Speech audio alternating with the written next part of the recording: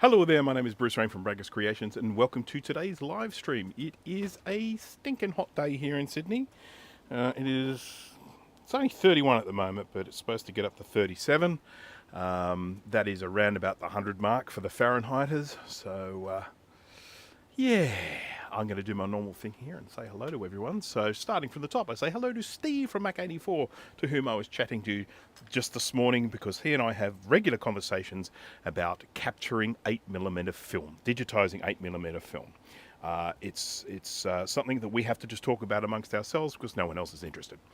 Dana from Dana Does Stuff is here. Hello there. ET Console Mods, Will K-Mac Vintage, Thomas Armstrong, Francois, Revol, 0.5, All Things DG, Tev Rudin, Starbuck Tech, Max Button, Mark Anning, keep going, Jeremy, Chris FPV, Nebd, hello there, Sam Johnson, and I think I've got everyone. Yes, okay. So yes, warm one today. It's I'm down in my workshop, or my studio that's cleverly disguised as a shed, and it gets really hot in here because it's all metal and it doesn't have any proper insulation. I've got my little air conditioner here, just blowing cool air at me. It's what keeps me alive, but yes, it's rather unpleasant. Did I see your reply to you on Discord? I think I did. I'm pretty sure I did. Yes, thank you. Now, last time I was live streaming, there were some comments about my heavy breathing and the microphone creating wind effects. So I've put a little thing on it this time. So I don't know if it's going to make it any better. We'll just wait and see. Of course, Mark Anning, Happy New Year to everyone. This is my first live stream of 2025. I just didn't even realize that. I was putting it together this morning, and I always date when I'm creating the thumbnails. I date when I'm creating them, and I'm like, oh wow, this is the first one with the 25. Wow. So Happy New Year to everyone. I hope everyone had a really good time. They had lots of celebratory things and stuff and all that going on. I had a very, very quiet one, but that's the way I like it. My wife and I watched, I cooked a yummy meal, had a yummy meal. We watched The Hobbit on TV, as well as some of the New Year's Eve fireworks and the show that one of our channels puts on here, where they have some live acts and things like that. So yeah, that was nice. Paul Biley, hello there.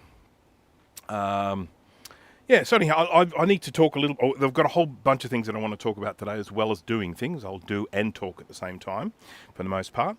I need to discuss. I got a little package the other day from my good friends at Styri, and one of the things I got was their V4 latest formula, sample 99.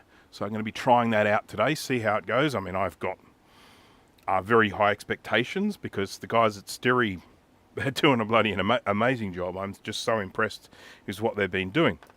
They also sent me a cleaning solution, a couple of other fluxes and stuff, which I will be trying out. Of course, I've already got some here that I need to do, I need to do a bit of an info video on, because it's good stuff. But this is what I also got.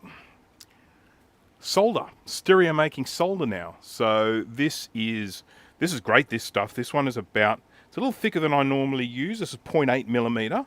I normally use, I normally use 0.5 millimeter. 0.3 millimeter difference isn't a whole lot. But here, have a look at this one. They sent me this one. This is 0.25 millimeter solder. So I'll be really interested to try that. This is the sort of solder I would have used in the olden days when I was working on vintage Macs and stuff like that. Yeah, I'm really pleased with that. That's Stereo making solder now as well. And they also sent me a little thing of cleaning solution stuff, which is for getting flux off things. They said it works way better than alcohol and a lot of the other cleaning solutions. So, yeah. Really good deal on an Apple II Duo disc off Facebook Marketplace. Got the wrong cable with it, but tested it recently with a mate who services them, and it works perfectly. That's fantastic. So when I owned an Apple IIe, admittedly it was my parents that paid for it. I didn't really own it, but but when I was growing up and had an Apple IIe, we had the Duo disc drive as well, and they're a fantastic thing. I mean, obviously, just from a design perspective, you have the machine, and then you have the Duo disc, and then you have the screen sitting on top, and it just gave it a all nice little sort of all-in-one sort of look. But yeah, it's something that I regret so much that computer probably got e-wasted. It's such a long time ago, I couldn't tell you, but I would have loved to have kept that because that was the business, that thing. Jared, hello there. India 8 for 156. Yes, 8 for 156. So just this is this is the cricket. I have it going up here as well. So so this is a test cricket. It's the final one. It's the competition that we have been playing with India, and it's sort of 5 games. This is the last game. First one India won. The second one was rained out. The third one Australia won, I think. The fourth one Australia won. So yeah, I'm pretty sure. Now, if we can do this one, it'll be quite good, but we'll just see what happens. Part of the reason I'm getting a Lisa profile drive, just for the completeness. Indeed. Come on, cool me down. It's on its highest setting. The air conditioner, that is. Now, I have been going down a little bit of a rabbit hole lately with televisions, okay? And you might be thinking, televisions? What the? And it's to do with the video that I'll be releasing soon. I can't release it yet because I need to film a scene, and I can't film a scene until I've got some props, and the props don't arrive until next week. So I'll probably be releasing the video late next week. Late next week. One of the things that I did was, what I have done is I've purchased a couple of very inexpensive small television sets, and one of them is this one here, which I'll just go top view, and it is a Casio LCD pocket color television. The lovely little thing. It's beautifully made, but I accidentally broke it yesterday, so that's the first thing I'm going to do is try and fix that. I'll see if I can fix it. So Dana, hello there. Hello. So I'm going to have a look at that in a minute, just see if we can fix that up. I have also been working on a 10-inch television set that's built into a boombox, like is in a ghetto blaster type thing. So it has a tape player, a radio, it has a little speaker, and then to the one side is a little 10-inch color screen, color TV. And it doesn't work at all. So if there are any television experts out there, please speak up. Now, it's made in 1979 or something like that, so we know the chance of the capacitors dying are very, very high in this instance. I've replaced some capacitors. I don't have all of the sizes, so I haven't been able to replace all of them. But there's still quite a lot to replace, so I may end up whipping that out later on and doing that. The other thing that I need to do is build a blue SCSI. I have a need for a blue SCSI, and every time I make one, and then I put it in a computer, and so then I now need to make another one. So I may end up building that today. We'll see how we go. That'd be a really good way to test the new flux, building a blue SCSI. Good way to do that. Is it Tua or Tua Utsen? Hello there.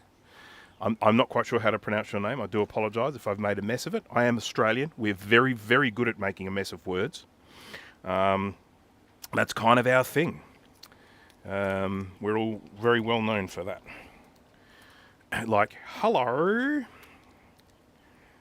Murray, I want to go home, Murray. Okay, so, where are we go? Tell me you watched the video on the 45-inch Sony CRT. Yes, I did. I did indeed watch that. And he look, hats off to him. He sure milked that video, didn't he? He dragged it out. He made people watch the whole bloody thing. There was a couple of times where I'm just going, skip 5 seconds, skip 5 seconds, skip 5 seconds. Yeah, there's the Bondi is a very classic example of us messing up a word, because the traditional word for Bondi is actually bundi. But yeah, as I say, we make a mess of words. What else? Okay, so, well, the first thing I'm going to do is see if I can fix this little television set, because I'm not very happy with the fact that I broke it. I'm having an issue with it in that I'm running an analog television signal. I'm broadcasting an analog television signal so that this will work, because, you know, all TV's gone digital these days. So you can't use any of these with the digital TV signal. So I'm actually broadcasting an analog signal here at home, but it's only coming out on this color screen in black and white, and I'm trying to figure out why. And something to do with the tuning, and I don't know if the problem with the broadcast, with the transmission, or if the problem with the receiver, but I don't have enough devices to properly test it. I have a modern liquid crystal television. It's a little television combo. It's got a television and a DVD player in it, and it's got a built-in digital tuner and a built-in analog tuner, and that picks up the signal perfectly. But this one doesn't, so I'm not sure what's going on. I'm going to try and figure that out. You saw the video about the 5 houses worth of old computers in the tray. Yes, I did see that. I did indeed see that. It was what I actually found really interesting was actually some of the stuff that reminded me of my old job, because it was pretty clear whoever that person was probably worked in pre-press, because there was lots of pre-press stuff in there, rolls of bromide and things like that. So that I found interesting. I would be interested to know. But anyhow, look, I generally don't get involved in any of those large haul things that end up happening. People often contact me going, "Oh, Bruce, look, yeah, grab this," and it's like, YouTube doesn't pay me that much money. I can't afford to go in and offer someone loads of money. I think that guy who's actually trying to catalogue it and sell it might end up getting a bit of a rude shock with some of the stuff. I mean, I think some of that stuff will sell for a lot of money, for sure. But I mean, at one point he was sort of pointing at a bubble jet printer and going, "Oh, this works, it works." And I'm just sort of thinking, yeah, inkjet printers, they're not worth anything. Yeah, old dot matrix, there's some nostalgia associated with those, but old inkjet printers, they were made cheaply, they were sold in the millions, and they're not really worth much. Retro Trekkie, bonjour. It's probably bonsoir where you are, but it's still bonjour where I am. Right, so, okay, let's get on to this thing. I'm going to do this thing right now. So we've got the front part of this device here, and then we have the back part, and I am going to separate them. I've already undone the screws, and we've got a ribbon cable, and then we've got this little wire here, which is to the speaker in the front, and then we've got this cable here, which sends the high voltage up to the backlight, and the backlight is these two tubes at the back. So they're little tubes here, and they glow, and they look amazing. And so they're the backlight. So backlight has come a long way since when this was made. These are from, I think, around about late 80s. But yeah. So that's that part. And then we have this bit. And we're going to have to pull this part. Now, I've already recapped a lot of this. I don't have all of the caps. I don't have this one. This is the weirdest size cap ever. It's a 6.8 microfarad, 6.3 volt. I don't have a 6.8. I don't have any 6.8s. I don't think I do anyway. So essentially the problem that I have with this, some of the caps, of course, mine are too tall, so I've bent them over. So it looks a little bit wonky, but, you know, it's still functional. Let's zoom in a little bit, shall we? I'm planning to do something about this camera that I have here. I'm just not happy with it. I like the lens. I like being able to zoom. I really do like that. But I don't like the way it gets this tunnel vision going on, where it goes dark in the corner. because it's just like it's not properly aligned with the lens. And I don't like the fact that it's blurry on one side and sharp on the other side. That sort of seems like an alignment issue. So I'll see what I can do. I don't know what I can do. Gibbertronics, hello there. Happy New Year. The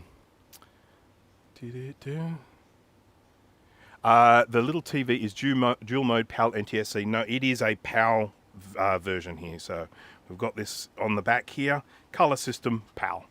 So that's PAL. It's not. It doesn't do both, which is fine because I'm PAL here. And the little thing I was talking about before, where I'm broadcasting my own analog signal, you have the option in that to broadcast either PAL or NTSC. Okay. So let's get a screwdriver from here. About that one. I've got so many weird screwdrivers, it's hard to just find normal ones. Just good old-fashioned Phillips head. Hello, Philip. How's your head? Alright, so we've got a couple of screws here. We've got a little switch there, which I'll take off because I don't want it to go wandering away. We've got to remove the antenna here, so I'm going to do that from the back. I'll need a bigger screwdriver for that one, because it's a bigger screw. Undo, undo, undo. See, I'm getting sound effects.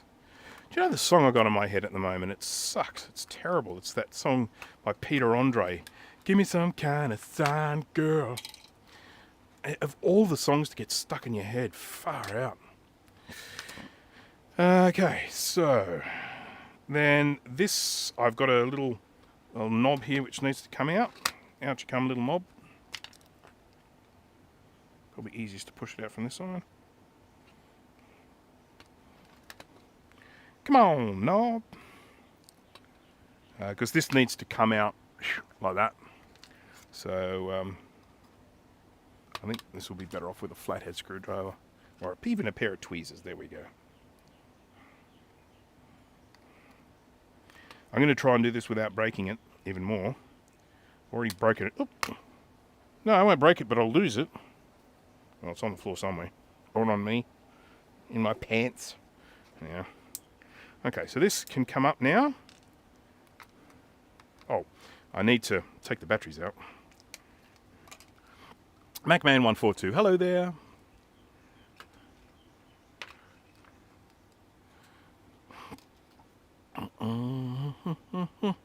So anyone who is just joining, I am currently working on a little LCD pocket television, which I bought on eBay, and I broke it yesterday while fiddling with it. I was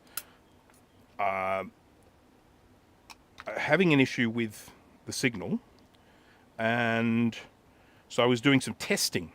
And while I was doing the testing, I got a little heavy-handed and broke it to something. And specifically, I broke this little kind of trim pot here, this little guy here. Screwed it in too far. And I'm now going to take this off and hopefully can get it more or less back in position from the bottom. I can't do anything from the top, unfortunately. So that's what we're going to try and do. And in the process, try not to break it anymore. Because I have got a good track record for breaking things. Right, so let's switch over to the scope view. So I've got 6 little things to undo. Oh, actually, I may not even need to undo it. Look at that. I might be able to just screw it in from the bottom. See, I screwed it too far, but I think I might even be able to just screw this in from the bottom. That would be awesomeness. What do I need? I need a little teeny weeny little thing. Teeny weeny thing.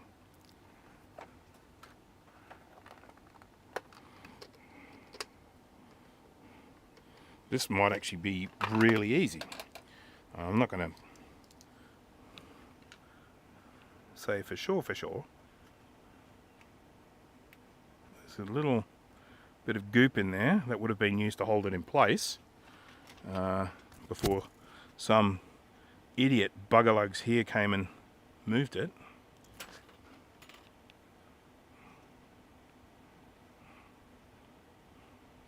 It's snapped. It's broken. It's completely rogered. wonder if you can get new ones of these.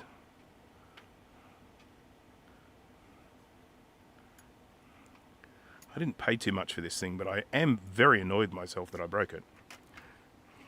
But I can see it cracking when I turn it. Oops. Like that. See the crack?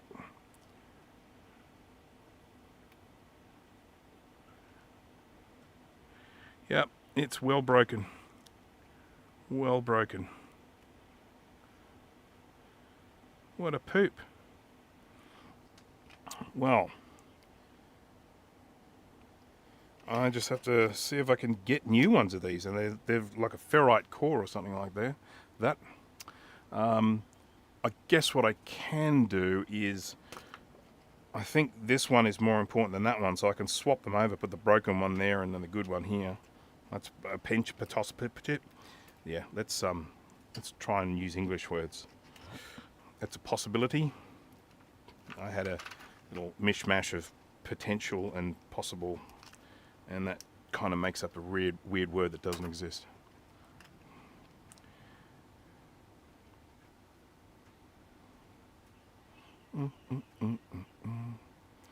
But if you fix this, what will you do with it? Well, watch television on it. I'd love to be able to just grab this and watch some cricket on it. Oh, wow. They got 2 wickets while I've been talking and I didn't even notice. So what is it? Australia is back in with a target of 162. They got 2 days to do it. Day 3, 4, 5. They got 2.5 days to do it. I think Australia's going to win this. Assuming, of course, they don't get all out. If they get all out, that will be very, very embarrassing. Ouch. Thought that was a bit close. Sorry about that, everyone.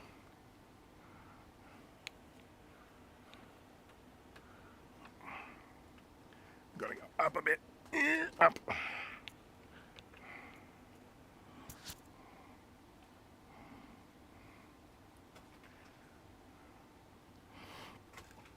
Hello, Tech Knight. Welcome to the stream. We're just in the process of trying to do something with this thing that I broke. This is an old pocket television. It's called a, I think it's, was it Casio? Casio TV 1400.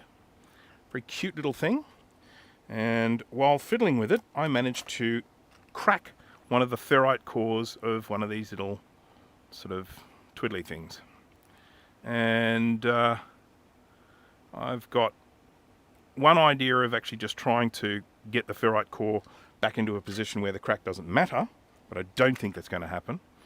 And then failing that, I'm going to swap over these 2 adjusters because they seem to be the same, and one side matters more than the other one does. Ow. Yeah.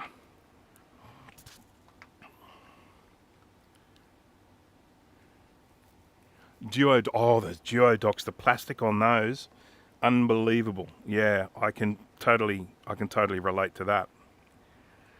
Is it the actual laptop or the dock you're working on? I assume it's the actual laptop. I keep banging my microphone on the microscope here. Bing, bing, bing.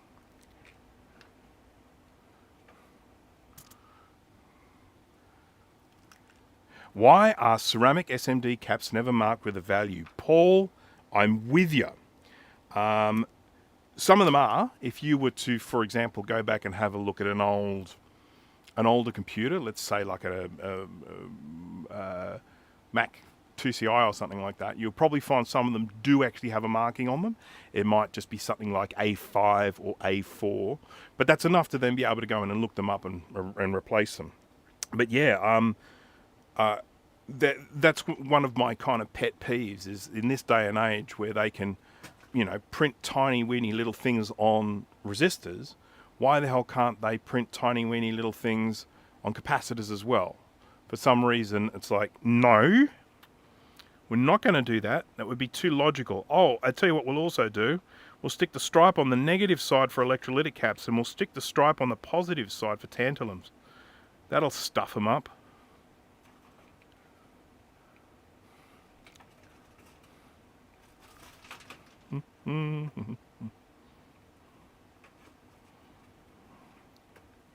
Ouch, ouch, ouch. Hot, hot, hot.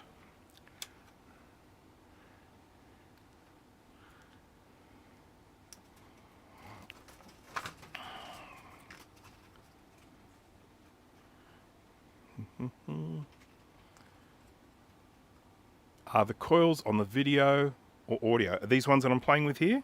These are videos. So one of these is sort of like an adjuster for the automatic tuning. And that's what I was playing with. And I'll tell you why, because it's a color TV, but I was only getting a black and white image. But what was happening was when I tuned it in, it would show color just for a second, just for a quick second, and then go black and white.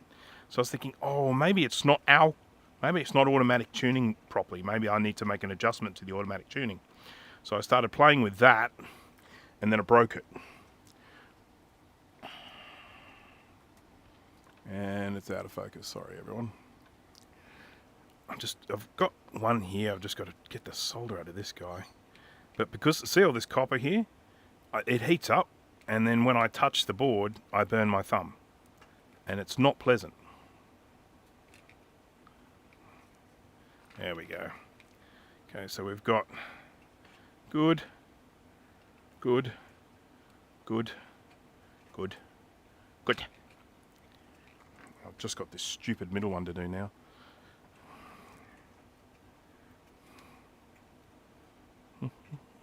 I don't have my side camera working today, sorry about that. I think I need to unplug it and plug it in again, but in the past when I do that, all sorts of bad stuff happens. So I will do that at a time when I'm not streaming. Ow! This is the Burn Myself stream. Okay, so I think I should be able to get the bad one out now.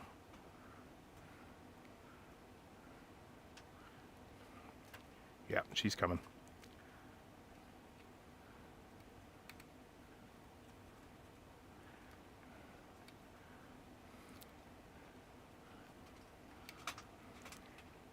Hey, there she goes. If it's an analog TV, sorry, how can I put that? When you lose color, it's because you're losing burst lock. Well, so this is, the one that I'm looking here at the moment is not a CRT television, okay? Now, I am going to absolutely 100% listen and follow any instructions that you give me, but I don't know if that makes any difference, but this is an LCD TV, not a CRT TV. So this is the thing that's cracked in here. Can I get it back in there? Can I screw it back up again? You know what, I feel like I should be able to.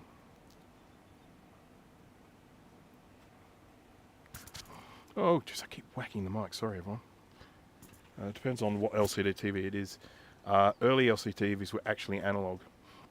Yes, well, it could be. And this is a Casio TV 1400. I don't know that much. I mean, it's certainly an analog broadcast signal. This is a television from. This is way predates digital TV. So this is 1980 something. 85, 86, something like that. So it certainly predates digital broadcast signal. It's definitely an analog broadcast signal. But here's the thing. The signal that I'm broadcasting, so I'm broadcasting an analog signal. I've got a modern TV. When I say modern, let's say it's 15 years old, 15, 20 years old, something like that. It's an LCD television, got a little DVD player built in. And it picks up this analog signal beautifully. In vibrant color, looks fine. But the little LCD TV that I've got here picks it up in black and white. And it's just odd.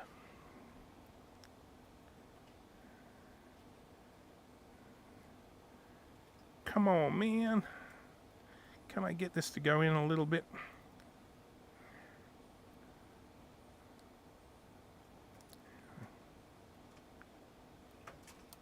I'm so scared of breaking it even more. How did I get it so jammed up? Look, I spun it all the way down to the bottom. What an idiot. Well, it's all crumbled inside there.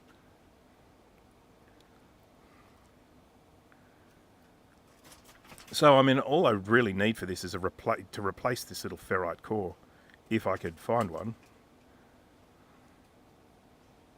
Look at it all just falling apart.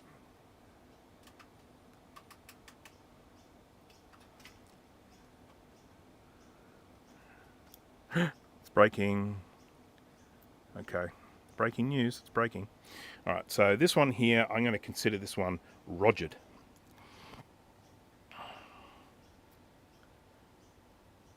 Yeah, I don't think the inductance range is super important for this one. I was twiddling with it before. I couldn't see jack shit. I couldn't see it changing anything. No idea what I was changing.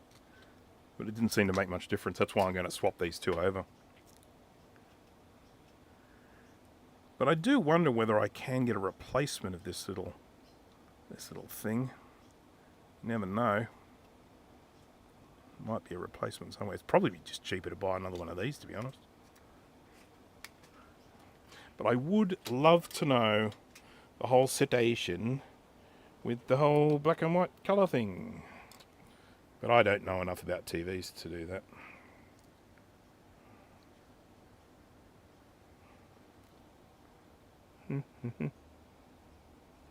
Why does this have a different number of pins? Did I lose a pin?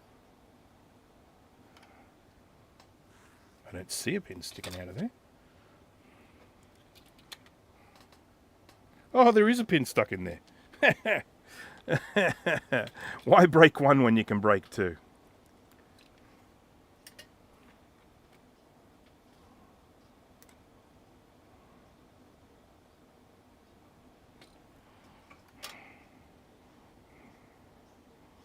There we go. And then we'll just shove it in and it'll be perfect. No one will even know.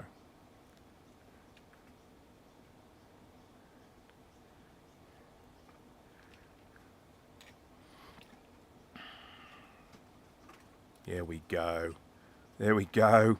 We'll just assume it's making contact with what it's meant to make contact with.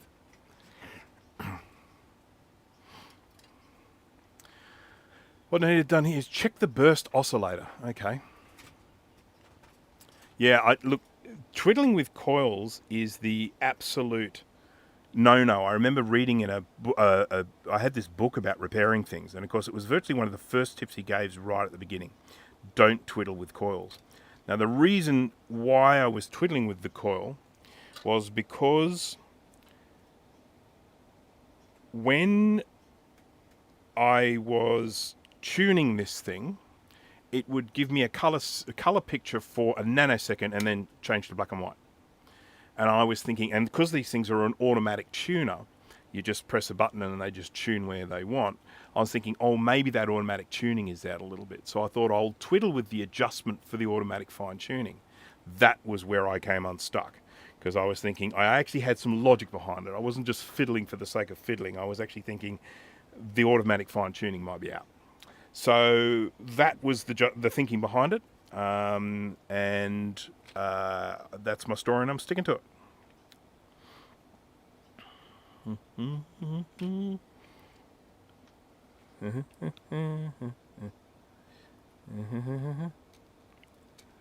There we go. As good as new. So, yeah, I mean, look, it's not the first thing I've broken, so I can't really get too upset about it. And I've got another television set, which I can't get to work at the moment. It's just dead, completely dead when I switch it over to the TV mode. It's got a radio, it's got a tape player, and it's got a TV. And if you put it into radio, you get a radio signal. Put it to tape, the tape works. Put it to TV, and you get static sound. So I assume, like from the tuning perspective, I'm assuming it's picking up a signal, but the screen itself is completely dead. Dead. It's a little 10-inch CRT. There we go.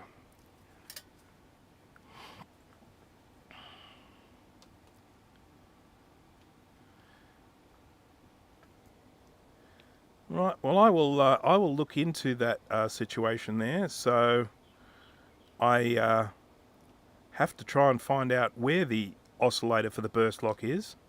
I have no idea where it is. I guess, do I try and find a schematic for this? I guess I have to. I mean, I can see a few oscillators on here, but I don't know which one is which. Okay.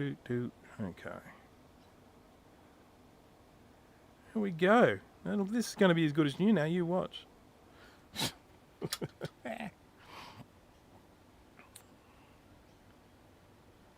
3.68 megahertz crystal. It is power. So, let's have a look. This is the tuning part here. There's a 443. That's actually, there's a lot of labels on this actually. So there's XTAL, and that's 443NDK8X. So there's one. What else have we got? These caps are all bent over because they're too big for this thing, but I couldn't be bothered going and buying small ones. So that's the only crystal I can see there, but I don't know what frequency it is. I mean, I assume 443 would be a frequency. There's this thing here. There's a big blobby thing there.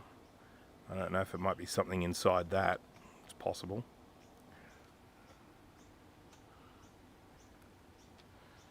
Oh, okay, so you think it's inside this shiny thing. If I just change the view here, top view. You think the crystal is going to be inside this thing? Is that the thing? Which of course I will take apart if I need to. So I don't see any crystals on this side. I'm just going to clean off my flux that I put on there before with a little toothbrush. Did composite have colour? No. No, it did not.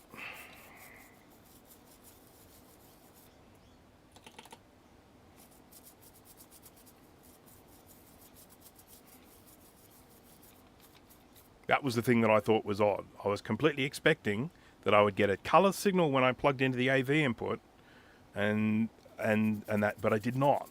And that was the weird thing.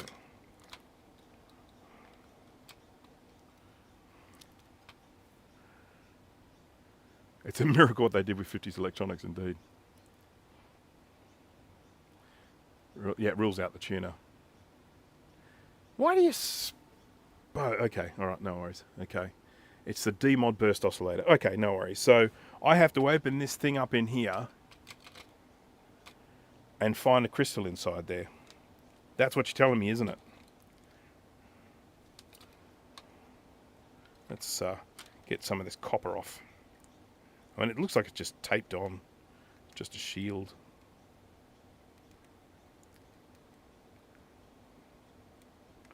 Good to know. Thank you very much, Tech Knight. Yeah.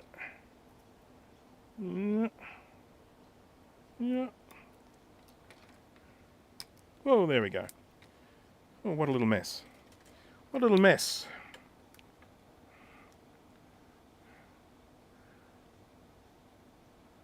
What a mess. It's cute, though.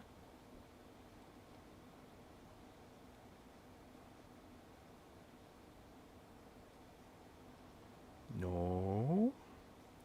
Don't see anything in there that looks like an oscillator, so we can forget about that. That's a tuner. Another board, okay, no worries. So there is a board, there is another board on this, on the other side, which we can have a look at. I'm just going to have a look at the back of this just to see that I don't see any crystals, but I don't. Right, so then the other board that we have is on the front side. Do not mess with that. I don't intend messing with that. Oh dear. It looks like, yeah, everything just sort of where it's supposed to be. Okay, so this one here, we have a board here, so let's just change view. There we are. And we can do this. And do this. Ba-dum. There we go.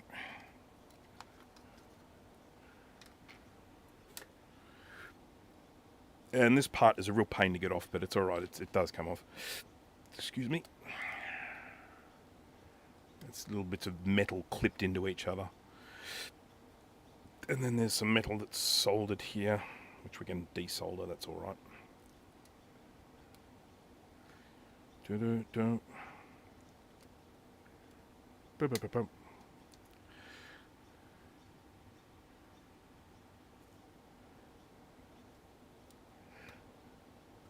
I have to confess, I love these little TVs.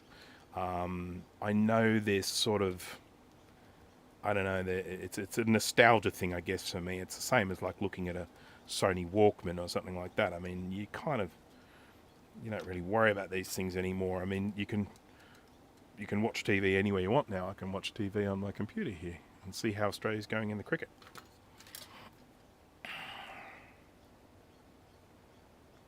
Up we come.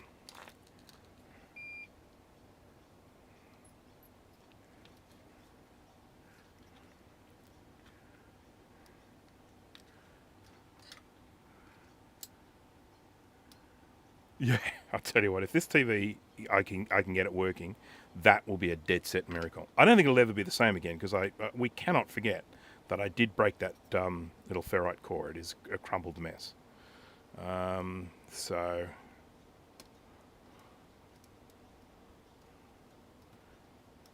there we go. All right, now we can desolder this and get this off. There we go. Yippee-doo.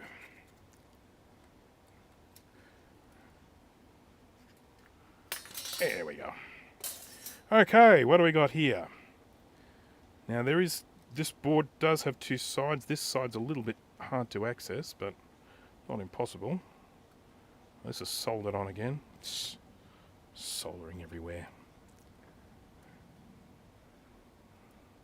There we go. I've got to be reasonably gentle with this because I don't want to completely destroy it, but at least give me an opportunity to sneak a look. Don't see any oscillators there.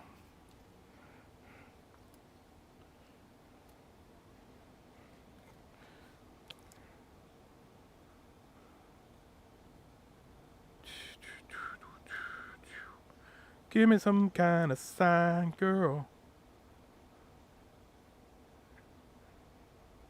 Now I'm talking to the TV. Give me some kind of sign. Like an oscillator. I don't see any. Is there another one hiding somewhere? So the only oscillator I have come across so far is that first one that I showed you. Which was on the other board. Which is over here. And that was this guy here. I mean, unless I'm just...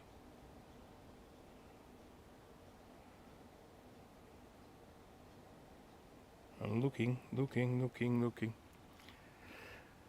It's in there somewhere. Could be divided by a master crystal. Trim adjustment right there next to the main. Yes, I see the trim adjustment just there. That one just there. Oopsie. Hang on. Let's go into scope view so you guys can see it. There's a trim adjustment just there. Is that the sort of thing you would be thinking I would be twiddling with to try and get that colour? Leo, hello there. I can just call you Leo now because I always mispronounce your name.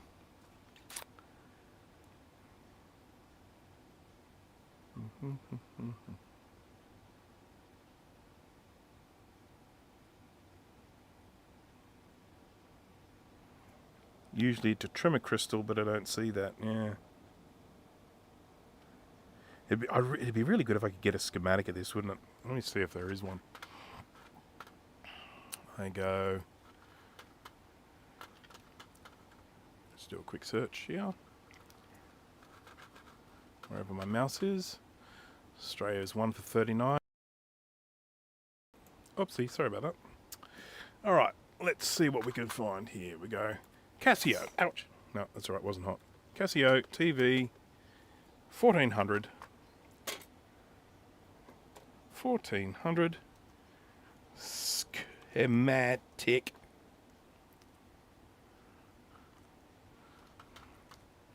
Okay, TV, there's some. There's a manual here. I'm not interested in manual.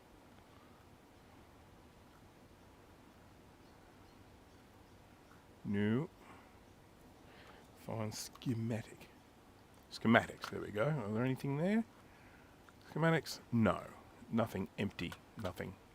But I do see some schematics here for similar ones. Casio TV 8800, TV 1800. So they're going to be fairly similar.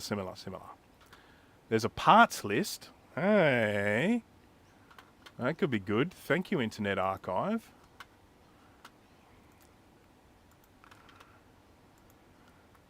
Service manual parts list. Gosh, begorra.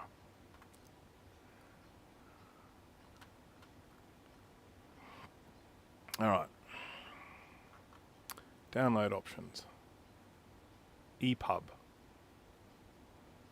PDF, that's what we want. Okay, open with preview. Let's have a look.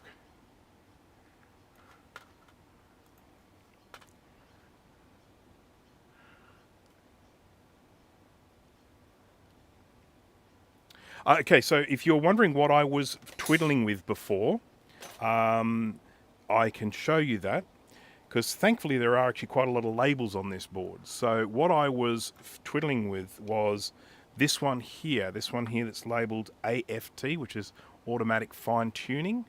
So I was twiddling with that one. And as I said before, the logic behind that was that I was concerned that it wasn't tuning in properly. Even though, of course, the fact that it's not getting color on a composite signal really rules that out. But every now and again, my brain is quite good at ignoring certain facts and then just going down on its own path. I don't know if your brain does that, but my brain does do that sometimes. So anyhow, that's what I was fiddling with. There's one there called AFT, and I broke it while fiddling with it, because that's what I do. So, all right, we've got this here. I'm just going to jump across to the screen view. And what do we got? Parts list. Schematic diagrams. Hey, have a go at that, would ya? God, I wish we could just do this with Apple stuff. Backlight circuit.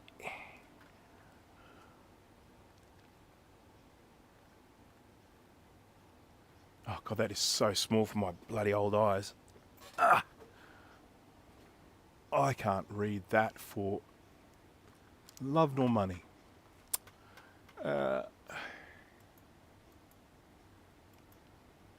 Reasonable scan, though. That's good. Okay, so where are we looking? Are we looking at... this is labelled, so I can probably even find out what it is. You think it's labelled? Is it labelled? No, it's not labelled. Damn, they're only labelled on the other board. This board, no labels. Consign it.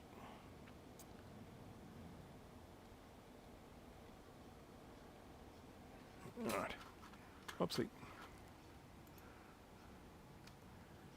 That set uses 4.43. Okay, so that was this one here that we looked at the beginning. That's this one, right there. So this then, well, this says BCC. Would this then be a trim pot for that? I see. Okay. I'm used to the lower frequency. Okay, cool. IC 300.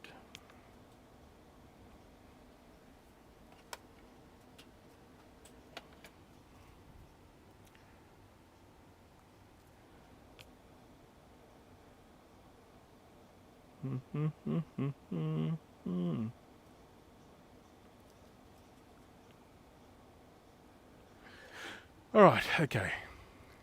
F300 chroma tap. Where's that?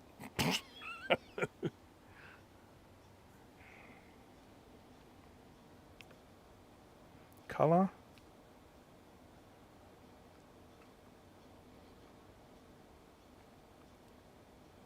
I'm sure I did see chroma on here somewhere.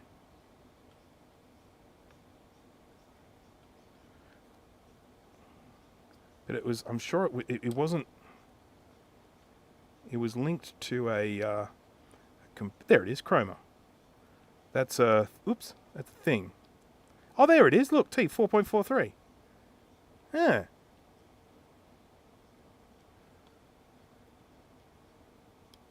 So is that a crystal? I mean, that's a crystal. Okay.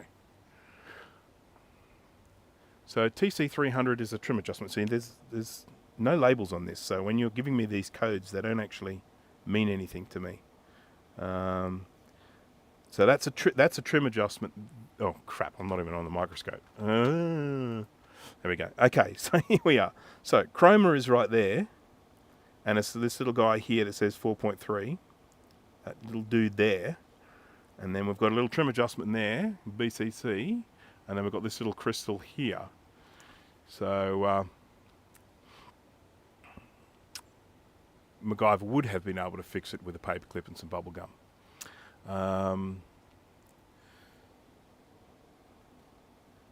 So I guess the question is, on the question we're on page 12.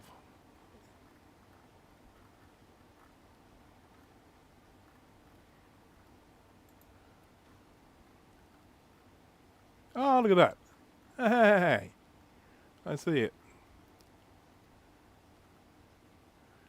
Okay, so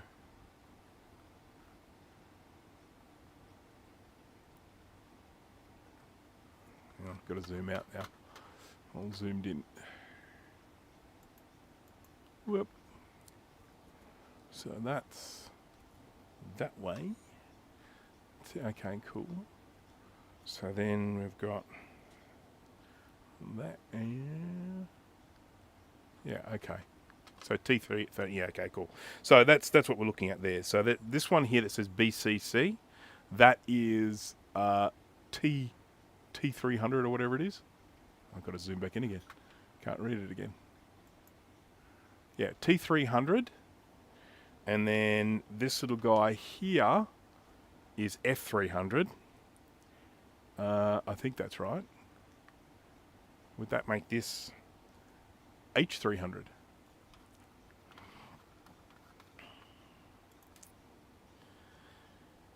Okay, so okay.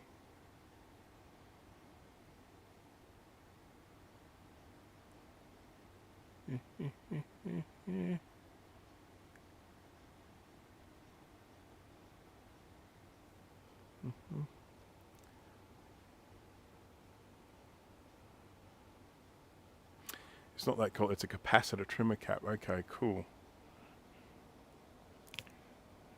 And it's, you were saying it's a capacitor, and it's at, and you're saying it is TC300.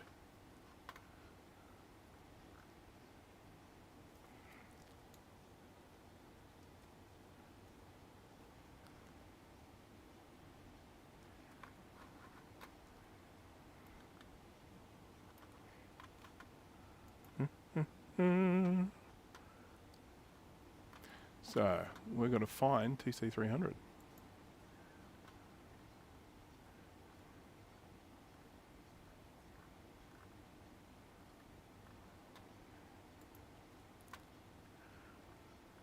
There, I see TC300. There it is. Okay, so that's on the other side, I think. TC300.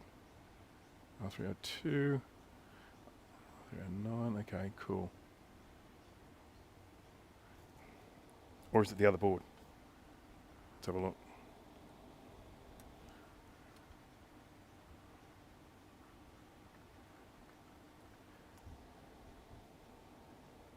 Can I borrow your brain, Tech Knight? Your brain seems awesome.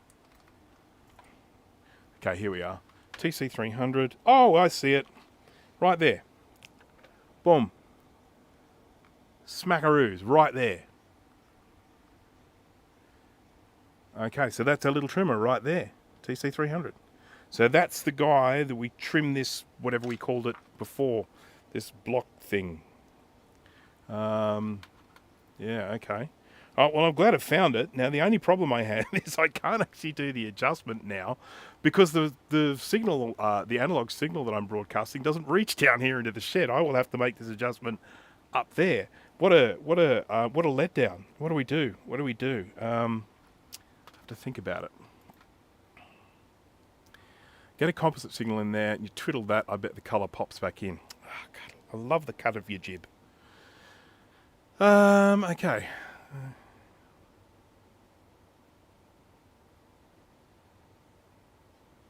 Yeah, okay, where am I going to get a composite signal from? I could probably get I've got that TV up there, and that has a composite output. So it's just the DVD logo. You know, I could stick a DVD in there, of course. I might even have a DVD in here. I get DVDs a lot of the time. When I used to repair Macs, old vintage, sorry, not vintage, but when I used to repair Macs, so many of the Macs that I bought that were broken had a bloody movie in the DVD drive. So I ended up just getting quite a collection of little movies. Don't ask me why, but you know. Okay. I don't have a Commodore 64. I've got a VZ300. But I'm just trying to think of the quickest and easiest way to do this, because most of the things that I have that have composite output are a pain in the ass to set up. So what I might do is I'll go up and get this TV, because this is pretty straightforward to set up, and I should be able to get a composite output signal from that. So just bear with me a moment. I'm going to have to repair a wire here that I just busted, but that's okay. And it's going to be quite the job firing this up while it's all in pieces. But never mind. We can do it. We can do it. I'm just going to put this back together.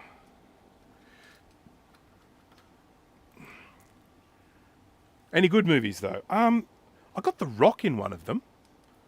The others, no. Was it The Rock or Con Air? It was one of those two. It was either Con Air or The Rock. And I considered that to be probably the best one that I ever received. Most of the others were just garbage. Might have even got Love Actually in one of them, actually.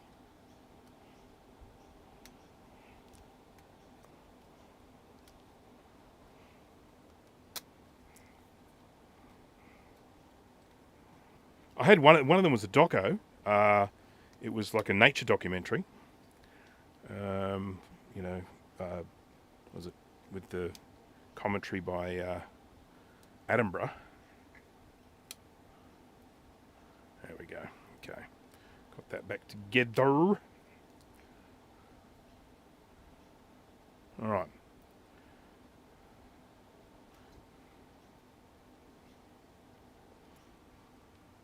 Rudy's here, hello there. And Charlie's here as well. I am going to do something incredibly rude, both Charlie and Rudy, but I actually just need to duck up to the house and grab something. So I'm going to do the little back soon thing. Don't forget, it's sometimes a little louder than my audio, so just please be patient. I know exactly what I need. I know exactly where it is. I won't be a moment. So, back soon.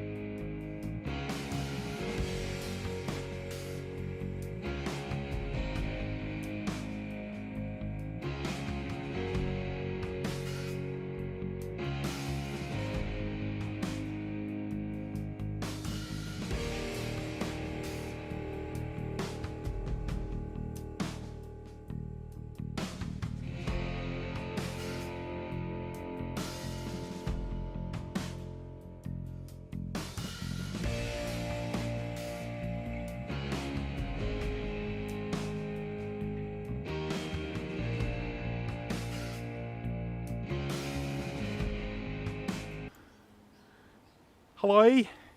God, look at that temperature. It's warming up. Ugh. So, just got to show something very quickly here. This will be arriving on Thingiverse fairly soon. I know I'm not the first person to do this, but this is my 3D design. And I don't know. There are a lot of times I end up making things because I don't like the things that are already on Thingiverse. I want to improve them. Oh, chickens. Colin. Hello, Colin. I've got to ask you a question, Colin. So bear with me just a second. So let's say hello to the chickens. Oh, they'll all be hiding under shade. There's one just on the right there. That's the blind one there. Just to the right underneath the Chicombe logo. There's some pigeons. But I'd say the rest of them are probably in under this foliage because it's very hot today. Okay, so I want to talk about something that I built that's going to be on Thingiverse very soon. As I say, it's nothing new. These exist, but this is my design. This here is a AA battery. We're all very familiar with these, a lot of devices that run on them. Now, AA batteries have come a long way. This is actually a rechargeable battery. This one is by no means the most powerful, but this is a Eneloop. They're made by Sanyo, I think. And they are, or is it Panasonic? Well, it says Sanyo on it, but anyhow. This is a 1900 milliamp hour. So there's a fair amount of juice with these, and these can provide power for quite a long time. They're very good, in particular, with high drain stuff. Now, some older devices, cassette players, portable stuff, used to run on C cells and D cells, the great big fat batteries. But in this day and age, you can actually get quite good performance from a AA in place of a C cell, because they are these rechargeable ones are such high power. So what I have made is this. It's a little case that it'll allow you to put your AA battery into the place of a C cell. So this is the same size as a C cell here. So I can just get this, and I can plonk the battery in there like that, and then I can get this top, screw it on like that, and then I've got the positive end there, and then I've got the negative end poking out the bottom there. It's holding it in place, and it means I can stick that into a C cell spot. As I say, there's nothing new about this. You can actually buy these cases, and you can get other ones of these on Thingiverse, but this is mine, and I prefer mine. And it's, as I say, it just screws together like that. Ziggity-zack. So, yeah. There we go. It's 4 degrees less in Bundaberg. Goodness me. Bundaberg is the place where the rum comes from. And lots of sugar. I think you guys grow sugar there, don't you? Sugar cane? But yeah. I had a friend who was a huge Bundaberg rum drinker. In his day, he then sort of started drinking wine after that. But in the early days, he used to drink rum. Right, now I need to find a PowerPoint somewhere to plug this thing in. I'm running out of space here in a big way. So this is my TV. This is a Dick Smith television. This one doesn't have any year on it. 47 centimeter, but it's a built-in. It's quite a nifty little thing. It's got, for a little tiny thing, it's a very small TV. It has analog tuner. It has digital tuner, VGA input, so you can use it as a computer monitor. It has 3 HDMI inputs. It has AV input, AV output, and it has a built-in DVD player. So a very nifty little thing here made by, or sold by Dick Smith Electronics. They're a well-known name in this part of the world for a long time. They still do exist, but they're a shell of their former self. Okay.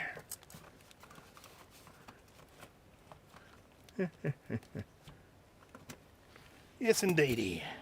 Keep whacking the microphone. All right, then I've got this cable here that I can then use for the output.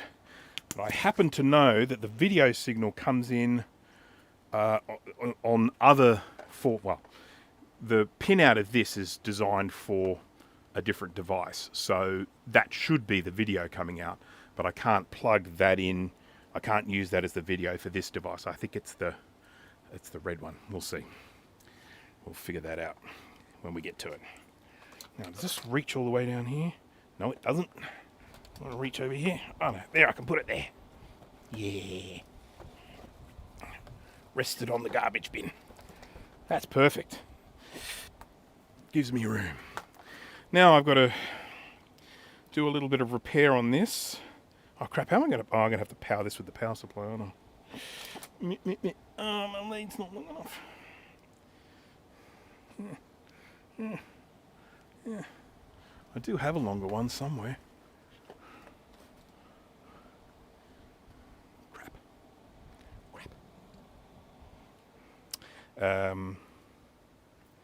We'll figure it out. I've got to repair this first.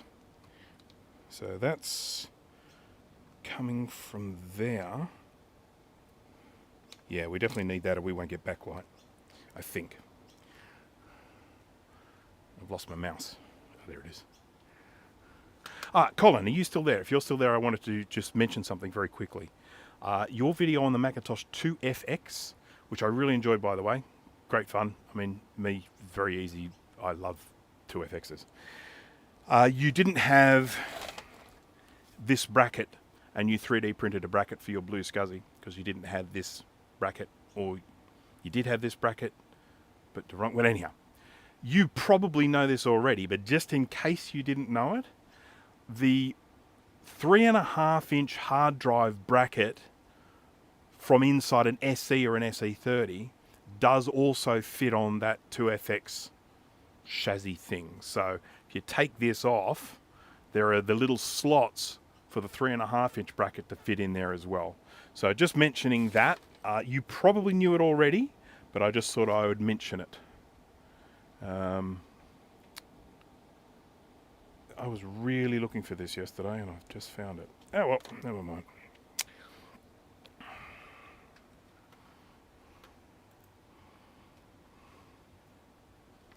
Oh, I am pleased to have passed on some fresh information. That's good. This wire sucks. I feel a need to actually replace it with something longer and thicker. Like this. This will do.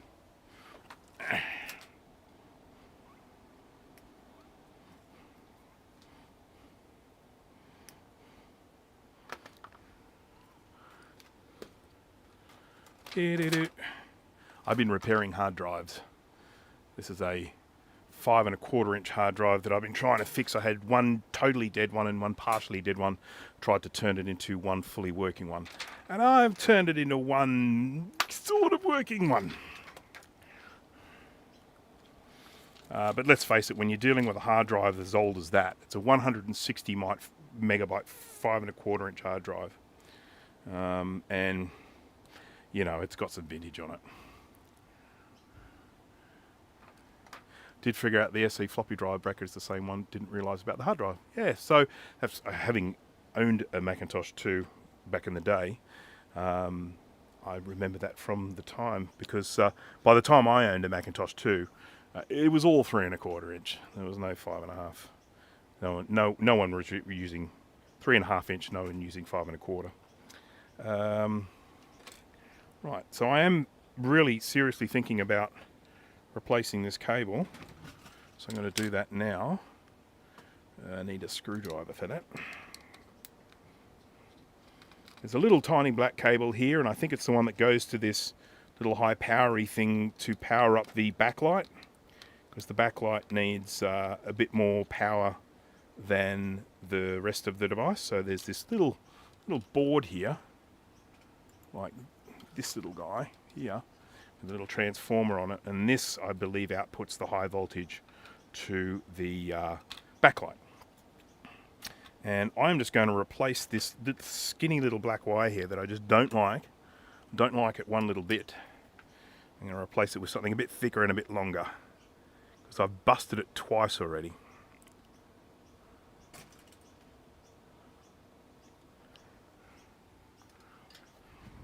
Inverter, that's the word I was looking for. Here we go.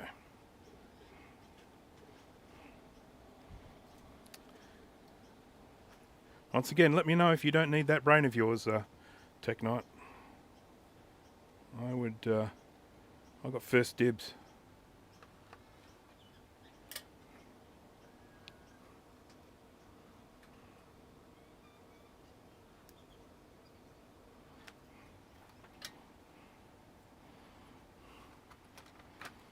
If I could clone it, I would.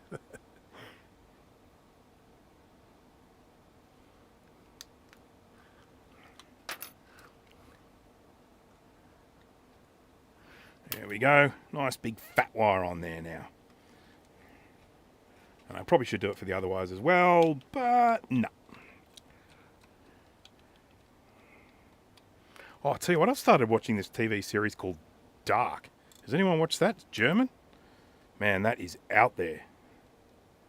It's like a cross between Stranger Things and Twin Peaks.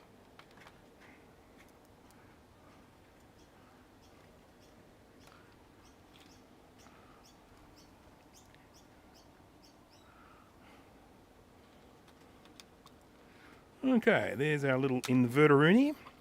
And then I'll just get this wire on the other side. It doesn't need to be that long, but I just want it to be a bit longer than the other one, so that.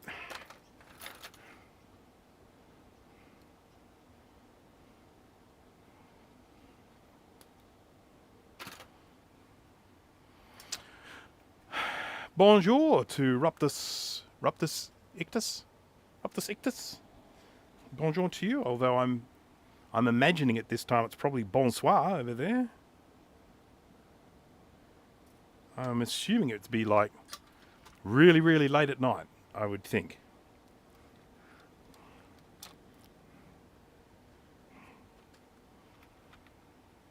Ow. Sharp.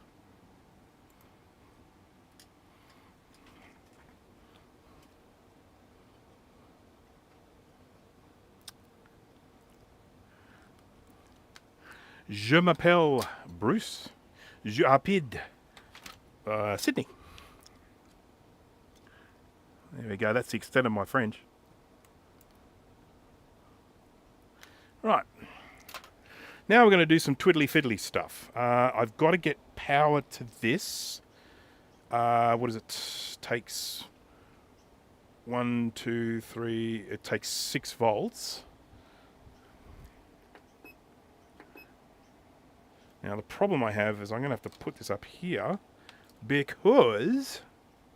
Okay, so here's the challenge that I have. I'm just going to go to the top view here for a sec. I need to make an adjustment, and the adjustment thing is here, right there. All right? And so this has to be connected to this, and then this has to be upside down, and then I have to give it power and stuff. There's no hole in the back? No, there's no hole in the back. I could just drill a hole in the case so I can adjust it while it's put together, but I shan't do that.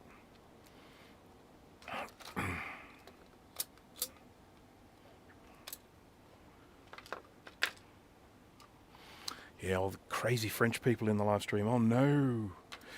I welcome all. Always. Okay, so that's the negative, that's the positive. You need to accentuate the positive. Eliminate the negative, and for goodness sake, don't mess with Mr. In Between. I need to try and figure out a way of extending these wires. I just need to make a longer one, is what I need to do. That's really the long and short of it. I have to make a really long cable that goes from with the little banana connectors that goes from the power supply to the bench. I've got this stupid little one, and it's just not good enough. We'll figure something out. I could be working on a Sony Indextron watch cube. What is that? Didn't need a babelfish to translate. We've got, what was the bloody thing called? Hitchhiker's Guide to the Galaxy. Fan there. Luke Davis, hello there. Started watching it but lost interest. Interesting. So that's, I assume we're referring to Dark. Yeah, I'm into it big time. I got hooked in the first episode. totally hooked. Just checking the cricket score here. And the camera always zooms in on the hot blonde in the crowd. That's just how they work.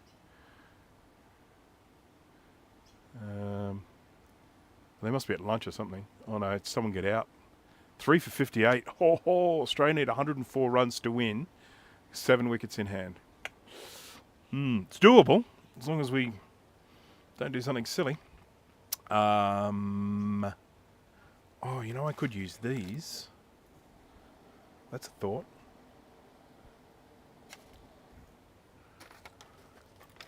If I can find the other one. I'm just procrastinating now, aren't I? We're going to make a cable. Going to extend a cable. How about that? Boop, boop, boop, boop. Where are all my wires? I know where all my wires used to be.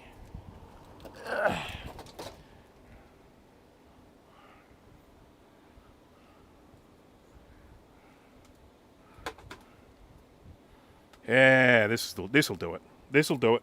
This is my extender now.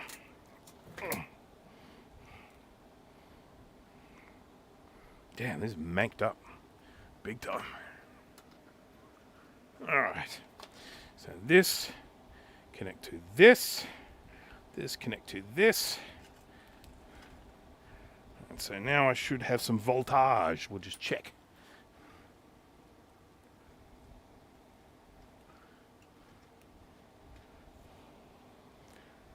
There we go.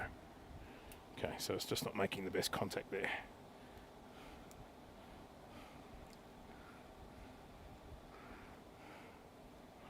Let's try again. Yeah, okay, good. We've got a nice solid 6 volts there. Now we're going to put this together and we're going to try some twiddling of knob thing. Now, I have no idea what voltage this inverter is going to be spitting out, but I don't know. Is it likely to hurt me? Maybe. We don't need the speaker, so I'm not even going to bother plugging that in, because that's there.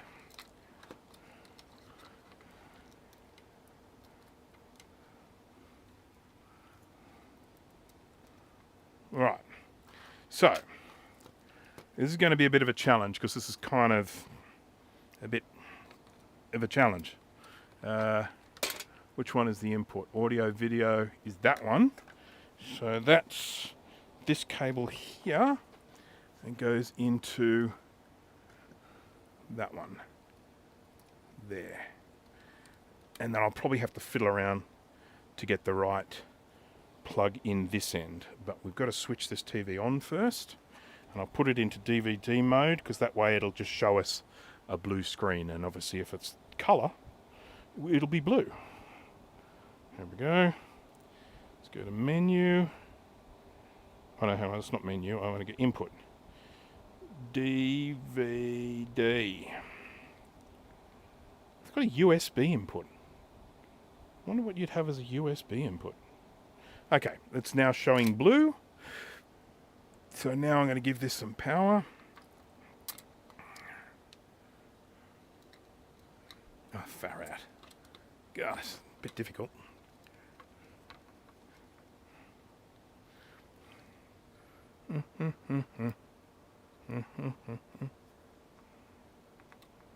Positive. Negative. Right. And then I'm going to switch it on. Okay, we've got a backlight happening, so that's something. And I'm not getting a picture, which means that I've probably got the wrong plug in. Be very careful, try not to short anything, because once again, I don't want to break it anymore. Oh,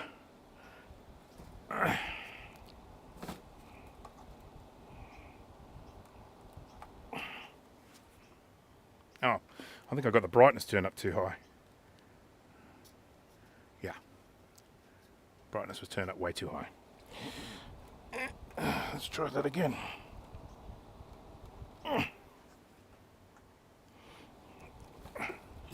output. Helps if you put it in output, not input. There's that one.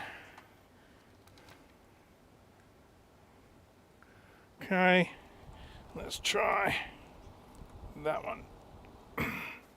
There we go. Okay, so we have now, that's the DVD logo, and it's showing in glorious monochrome, and we want this to be in blue.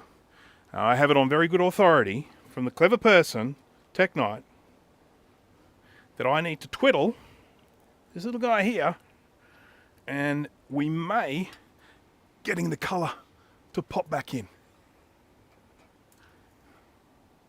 That's what we're all hoping for. And I'm going to try and do this. Oh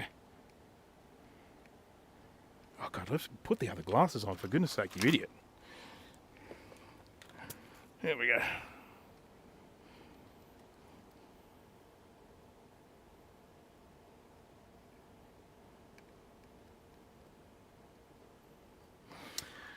I need a smaller screwdriver than that. What have I got?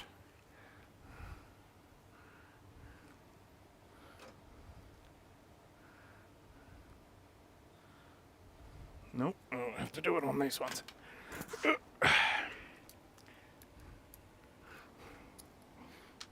Oh, I've lost the chat. I'll come back to the chat because I need to have the chat.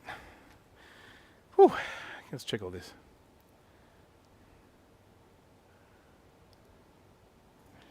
Right.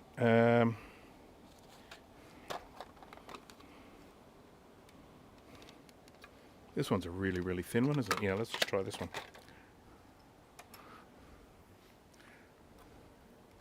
The challenge I have is being able to see it and turn the knob at the same time.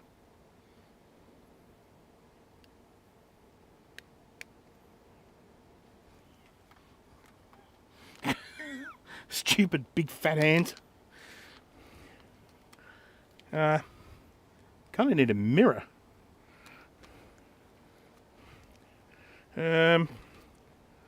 This is quite the challenge. Oh crap, this has gone into screensaver mode. I'll just switch it off and on again.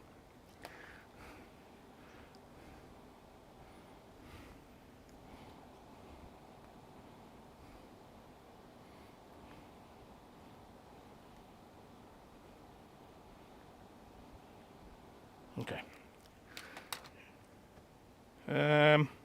Have to try and figure out how I can see this. Well, I suppose I can sort of see it up there, can't I? Oh, no, I can't. I've got my fat hand in the way. This is really inconvenient.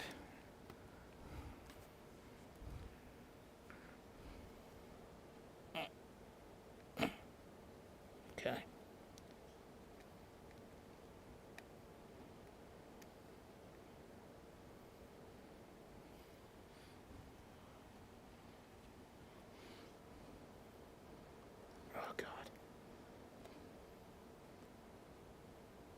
Oh, for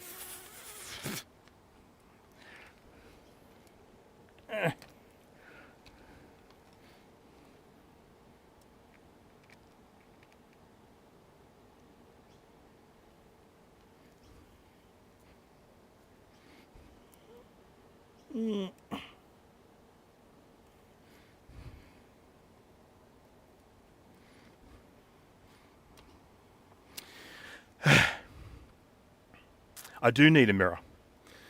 I don't have one, but I need one. You get my phone on facing me camera. That doesn't work very well because of the angle. And these have a very narrow viewing angle, these old screens. I'm definitely seeing a difference when I twiddle the thing. But I honestly don't think I can do this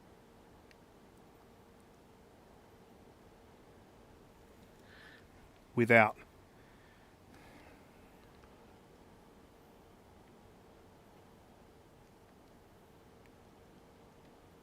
a mirror.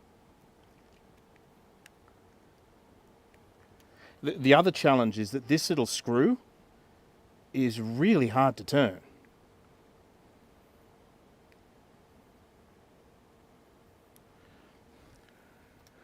So I'm getting stripes on it.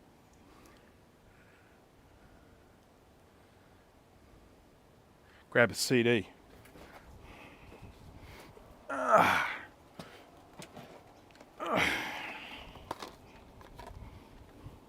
Oh, this is the doco that I got in one of the computers. It was Africa, BBC Earth Africa. Disc 1, Kalahari Savannah.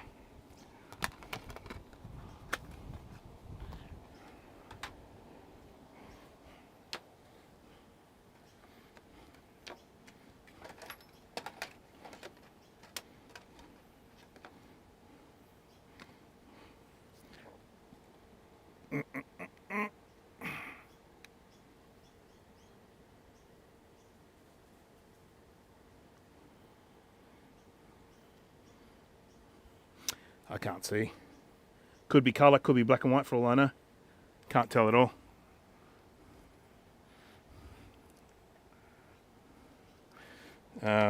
It's not, the reflection is not good.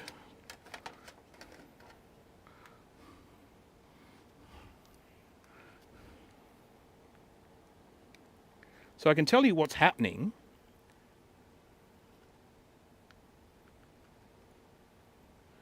We get, oops, little stroby lines. Oh, hang on. That's almost colour. Oh, because I should adjust this thing as well.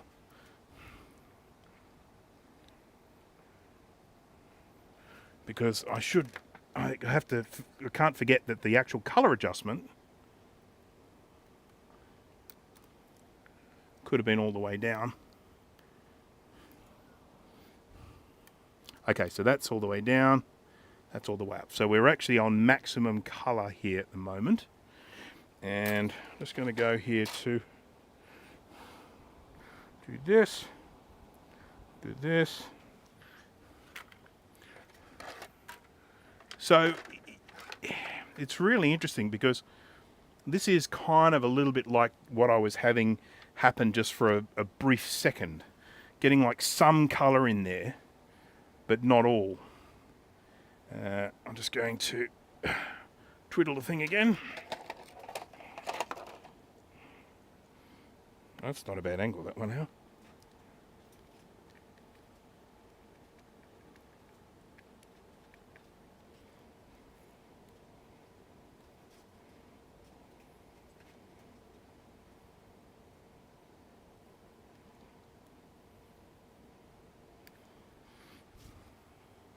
Yeah, so it's not doing it. The same effect I was having before, but what happens is when I twiddle this thing, it goes into stripes, kind of coloured stripes, like this.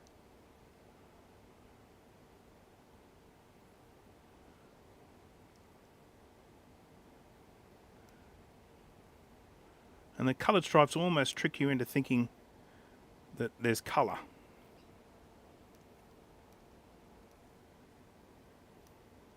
Hey.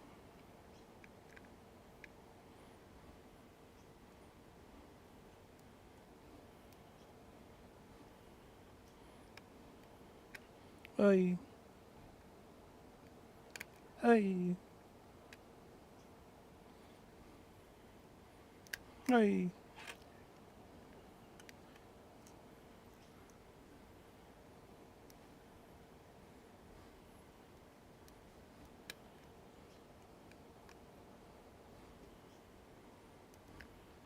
But ultimately, I don't think we're actually getting colour. So, what's happening is you're rolling past the max or min capacities of the trim pot because the skew of the circuit's tuning is too far off. The question is why? Did this thing have leaking caps? No. I mean, I did replace quite a few caps on the thing when this happened because, you know, yeah, that's what everyone says, do the caps. But They weren't leaking at all. They were actually in really good nick. They looked in good nick. I mean, obviously you never know. But I did replace a good chunk of them. There was one or two that I didn't replace because I didn't have the size. But yeah, I did replace a lot of caps. Hey. Can't get the effect that I was having before now. Have I stuffed this thing? Anything is possible.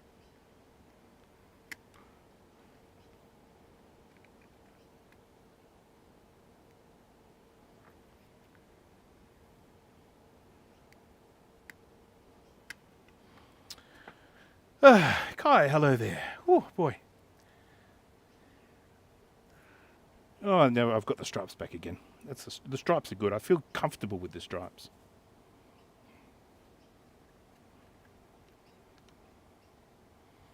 Stripes make me feel good.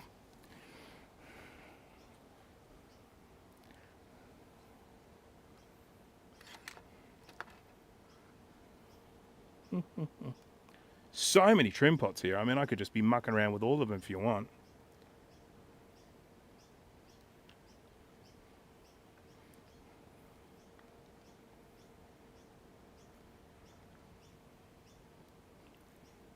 The old adage, you know, if there's a trim pot, it's there to be twisted. No, it's not, of course. I know that's very wrong.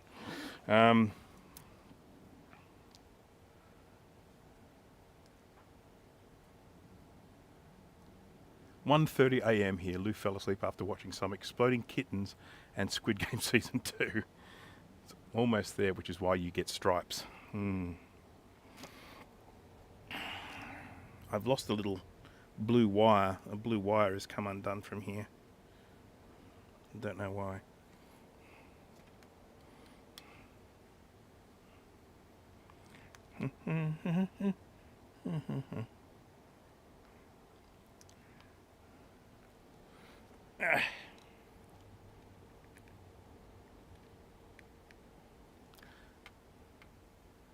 The blue wire is related to some sort of shield on the back here.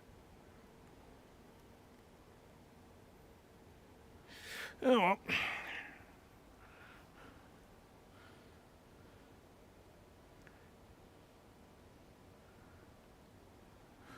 Oof. It is warm here today. That tells you. This might be for another day, but if you follow the data sheet of the color IC, it will tell you test procedures step by step with measurements. Oh, okay, cool. I will give that a try. Thank you very much for your help, Tech Knight. You have been, as usual, your help has been absolutely invaluable. We're going to move away from this little project now. There are other things to be done, but yeah, it's definitely given me food for thought. And of course, now that I have that data sheet as well, and there might even be some information on there, stuff that I can follow and do. Africa. Bam, bam, bam, bam, bam, bam. How's everyone for an earworm? Bum, bum, bum, bum, bum, bum.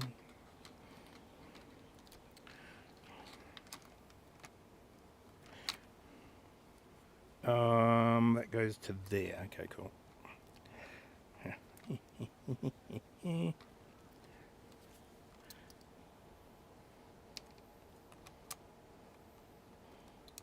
Crap. I'm just going to get this to a state where I can put it aside. And then we will look at the next thing. Next thing.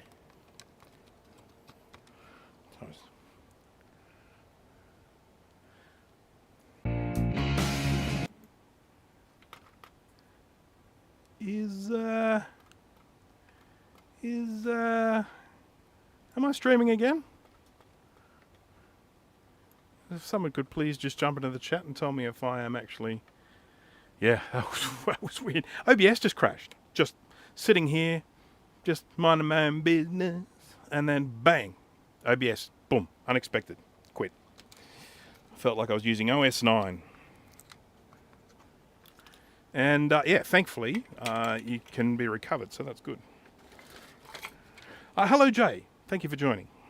How was dinner?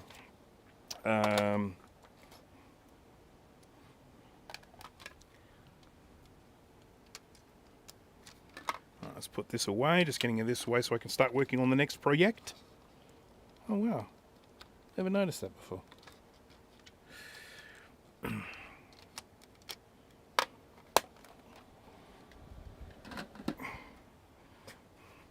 Dinner was excellent, that's good to hear. Okay, let's have a look-see here. Oh, that was crazy. That was really weird. That was. I'm so glad that I actually that OBS is so easy to recover from a crash like that. I'm just going to get all these bits and put them together for this TV because I do want to be able to put it back together and everything be nice.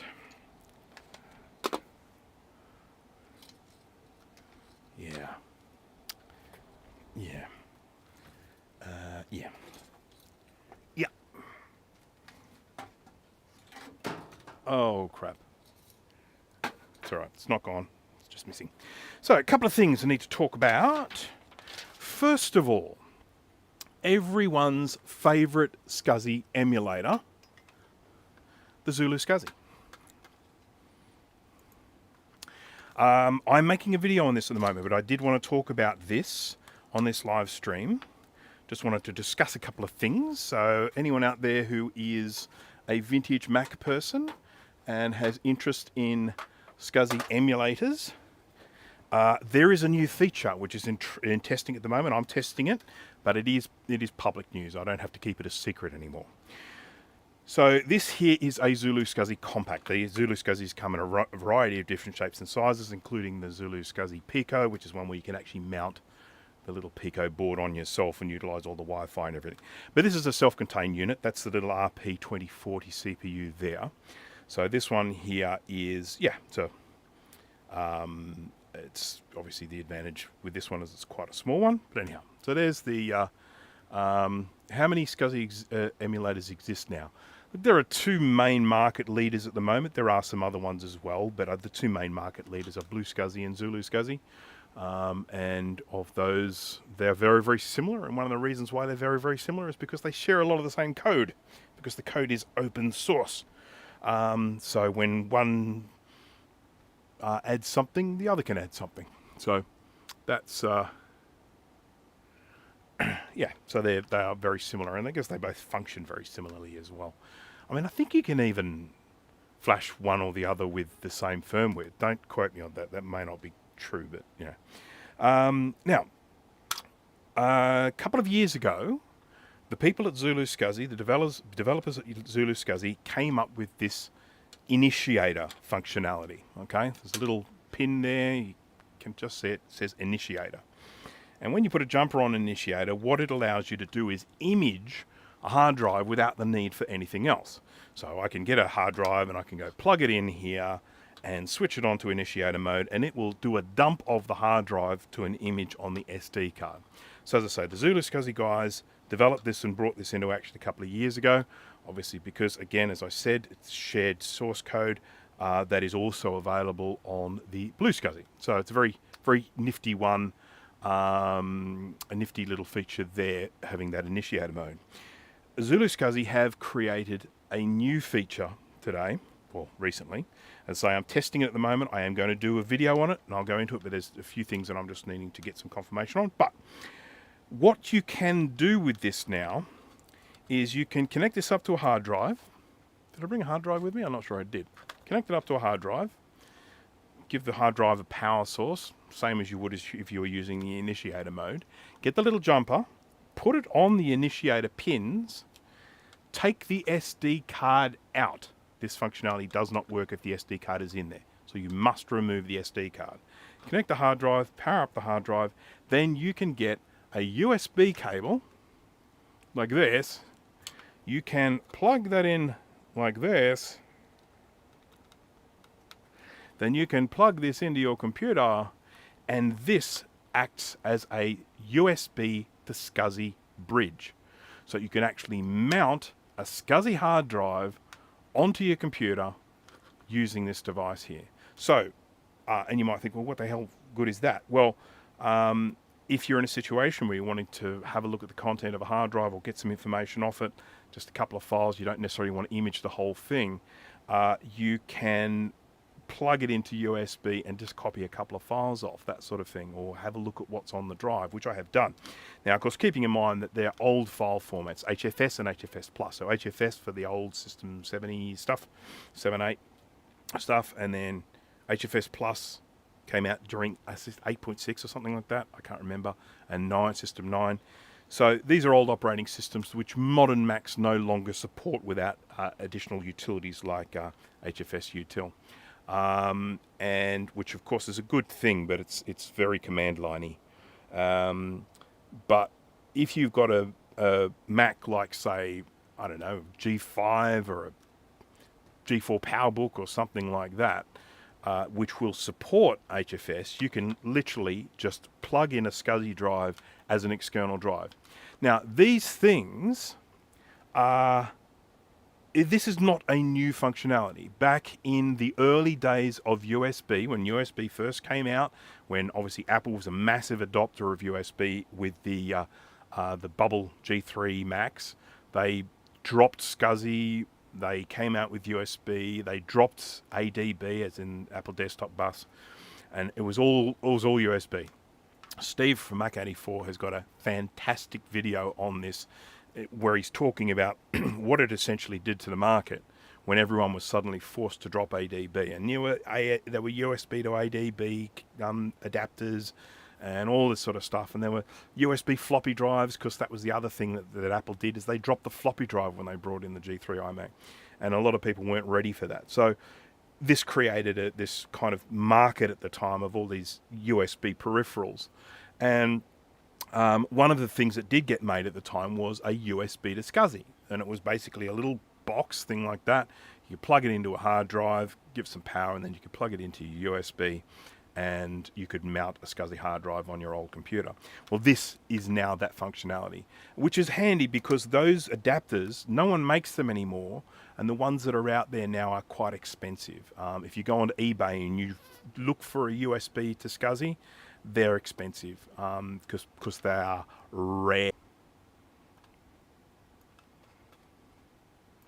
Crashed again. Okay, let me just quit out of the cricket. That might be part of the problem. I'm taxing this computer a bit too much playing the cricket at the same time as doing a live stream.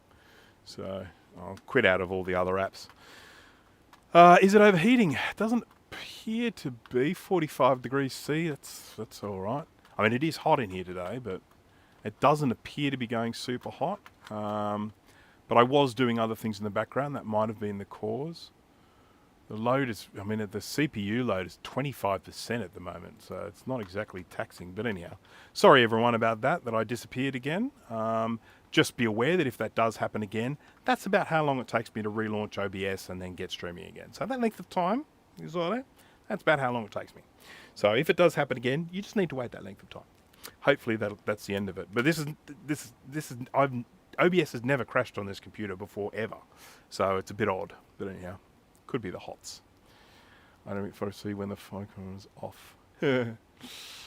What about an Intel Core 2 Duo 3 gigahertz? How about one of those? What about the temperatures on those? So anyhow, as I was mentioning before, if you have a Zulu SCSI and it is one that has the initiator mode, the functionality is there. All you need to do is get hold of the latest firmware. Now, it is not a stable release yet. It is still in pre-release mode, but it will be a stable release soon. And I am, of course, going to do a video on it. But I'm just letting you know that functionality is, if not already there, is coming to Zulu SCSI. So that's something I wanted to just mention in this live stream. 33C is too hot for OBS. Well, I've streamed in hotter temperatures than this. I have indeed. Very unpleasant.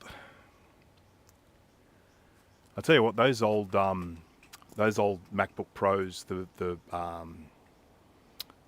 big 17-inch one, Core 2 Duo, they're a lap warmer. If you're going to actually use that as a laptop, you're going to get sore legs.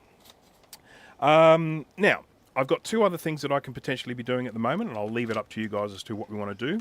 Option number one is to replace some capacitors in this. I am basically doing this as just as a form of maintenance. There's no logic really to what I'm doing with this. It doesn't work. I guess I'm in that sort of zone of saying, well, I hope maybe it is an issue related to capacitors because this thing is like 40 years old. So I'm basically going through and just replacing all these small caps along here, all these little guys, or the ones that I have. I don't have all the sizes, but the ones I have. It looks like a Philips monitor. Now, was it Philips? No, it wasn't. It's written on here somewhere, I know.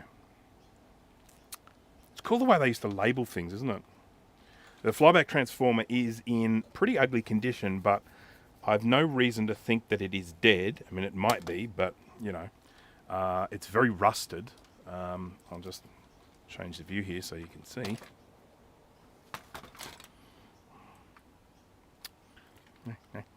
It's Sanyo, I think. Does that sound right? I think it's Sanyo. I think it's Sanyo.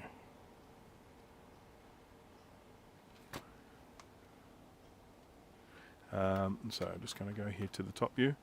So yeah, this is the flyback transformer, and as you can see, it's pretty darn rusted. This little bit of metal bit here, but this is all sealed up inside there. A bit of rust there. I've got no reason to actually think that this flyback is bad, but it might be. There's a bit of discoloration there. I mean, these are essentially just a transformer. There's just a coil inside there, or some coils.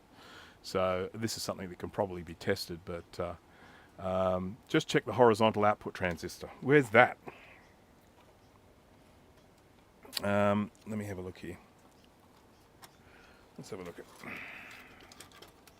So we've got, there's this transistor here, and then we've got this transistor here. I think they're both transistors because they both have base collector and emitter, and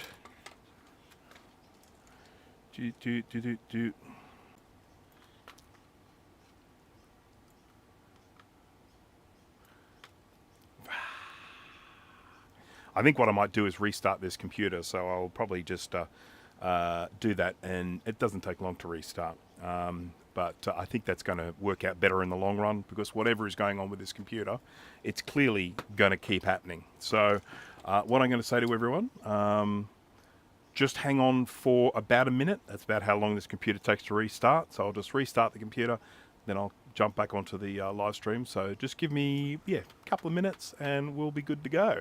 So I'll be right back. Enjoy that little spinning thing in the meantime. It's a little spinning thing in the middle. It's fun to watch.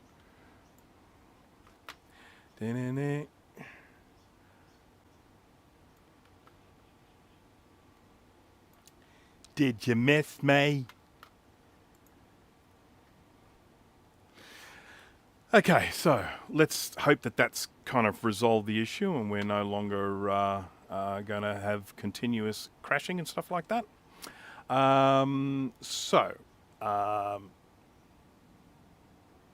Just let me know if everyone can hear me and all that sort of stuff. So anyhow, looking at this board here, just going on what Tech Knight was saying before, this is, it says like H out there, so I'm assuming this part is all the horizontal bit, and then there's a great big transistor here, it's BEC. Now I have already tested this one, and this one seems to be okay. I can't remember which way around it goes, but certainly if it's shorted, you can tell, because you can just go like kind of, oh, no, that's okay. I think that's okay. I think so. B and E, but let's just go into diode mode. That's 0. Maybe it is stuffed. I shouldn't be getting, I don't think I should be getting B and E together. Yeah.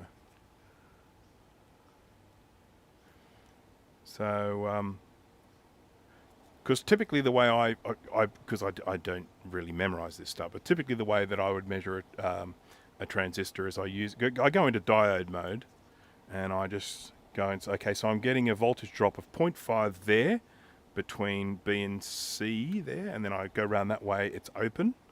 With this one here between B and E, I'm getting continuity for both of them. So B and E are together. So that doesn't seem, B to C is the thing. B to C, there you go. Well, that I'm getting a, I should really put this up here. So when we do it that way, it's open. When we do it that way, I'm getting a 0.5 voltage drop, which is, oh God, can't see it. Getting a 0.5 voltage drop there. So, but B and E, they're connecting, but you know they're shorted together. But I don't know if that's a bad thing or not. So, but anyhow, so that's that. But yeah, basically my thought was that I was going to go around and just replace all those old caps, because that's sort of just part of, I guess, future-proofing, if you will. And then then we've got this other big fat transistor up there. But yeah, I have checked that one too, and that one seems to be okay as well. So just to explain quickly, so this part here is not only is this part of the television set, this is also the power supply for the unit. So the unit has a radio and it has a cassette deck. Is there a way I can easily test this? I don't know, probably not. I'm going to put this back on because it's just a pain floating around. On, there you go. So the way this works is, as I say, it has a radio and it has a cassette deck.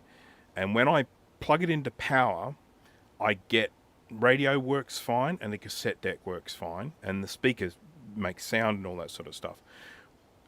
The power supply is actually part of this. So this thing here is actually feeding power back up into the main unit. There's this board here. There's a little board that's part of the tuning of the television set. So there's a little tuning board there. And then there's another board which is all part of the tape deck and the radio.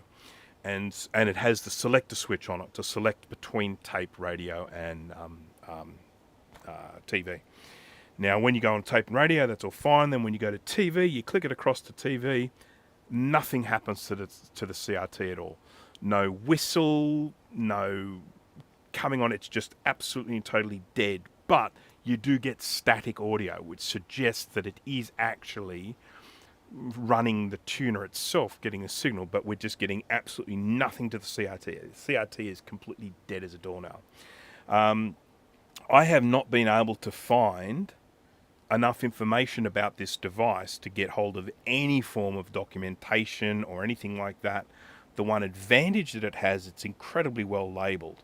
So it has like things, there's a little label there to show vertical. There's a little label here for V out. There's a, and it actually has these things all sectioned off, which I think is really quite nifty.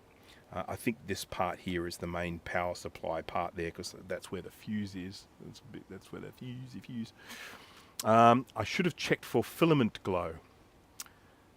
What? You mean on the screen sort of thing, on the actual CRT?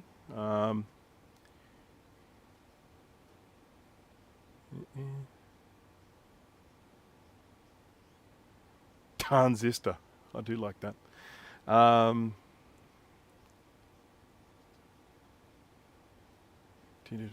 Hello, chicken. Got a visit from the little white chicken. Okay, on the tube. Is that like right at the end? Because I'm sure I would have noticed that.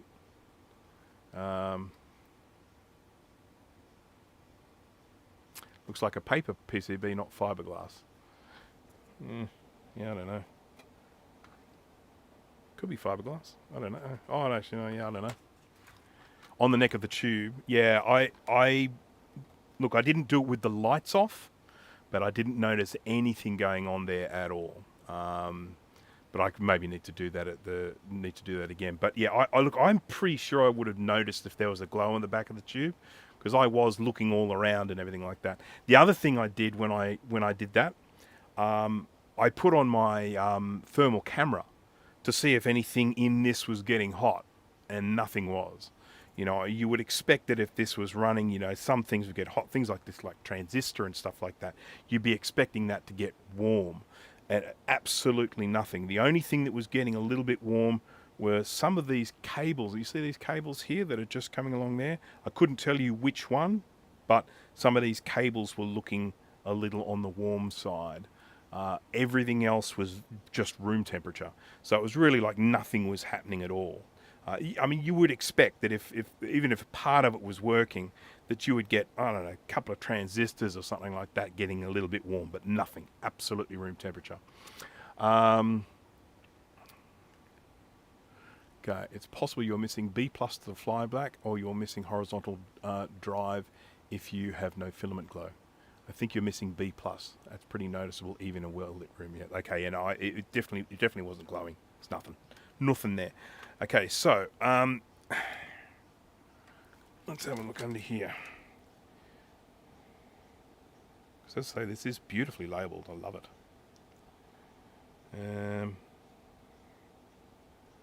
Oopsie.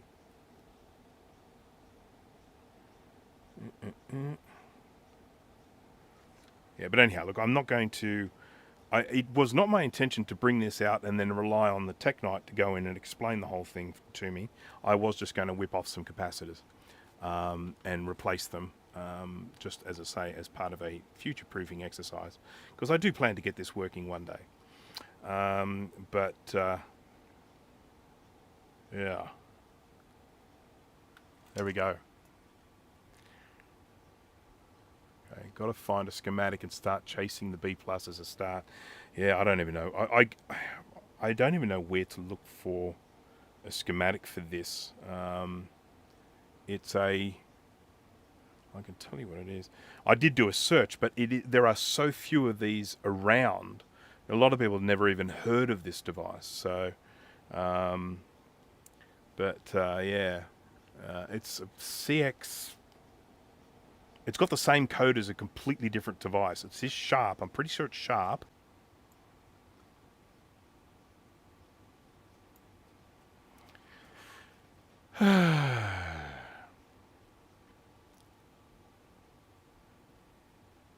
Yeah. Sorry about that, by the way. I just lost OBS again. I don't know why it's being so temperamental today. Obviously, heat is a possibility, but it just doesn't seem to be getting that hot. I mean, I'll just put my hand on this thing. Does OBS produce white crashes? Maybe. It's probably got a log somewhere. Let's just have a look at this. A little bit of heat, but geez, I've never had any problems with this one before. This is an M1. I suppose the downside is it is a mini, and they're not terribly well cooled. Yeah, and there's a very good chance this just needs to be updated. So I'm just going to have a look here and see tools. No help. Log files, here we go. Show log files.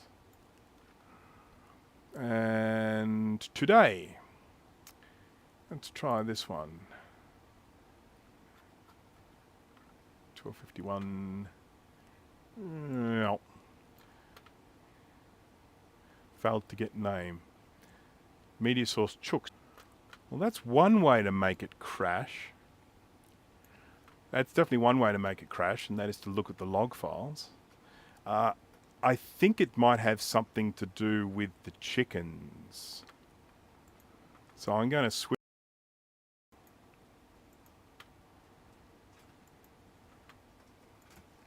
And we'll see what happens.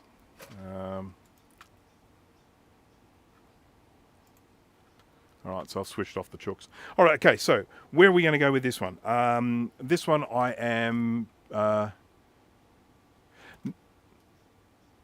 well, no, the side view, that's an interesting point. I might unplug it. I'm terrified of changing my USB bus while I'm in the middle of a stream, but I mean, what harm can it do today? Huh.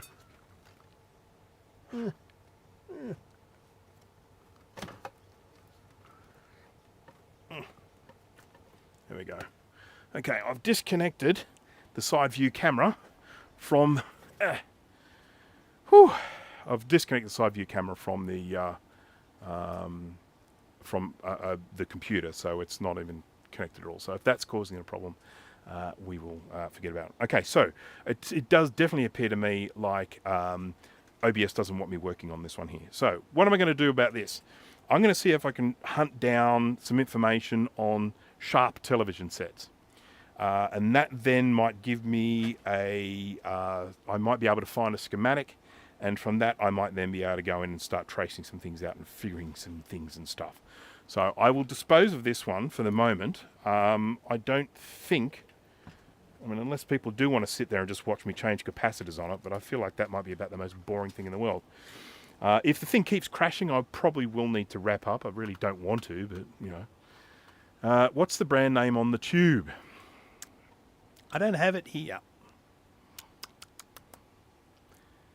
Okay, let me see if I've got photos.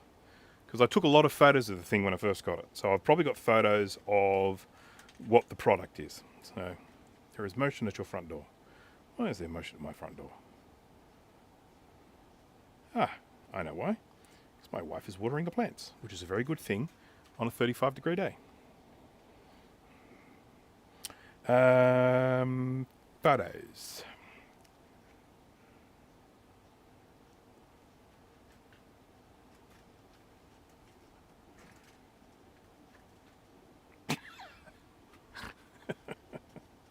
Jay always does this. Whenever I'm using my phone, he always sends me a message to hope to try and get up onto the screen. Alright, so let's have a look-see here, because I did take loads and loads of photos. Okay, so this is what it looks like. Let me just... Oh, balls. I don't know how well you can see that there. That's what the device looks like. It has tape player on the right, and has a speaker there, and it has television there, and it is indeed a Sharp. I can actually see there, Sharp. So that's that. There we go. This is the model. It is out of focus. Oh, come on.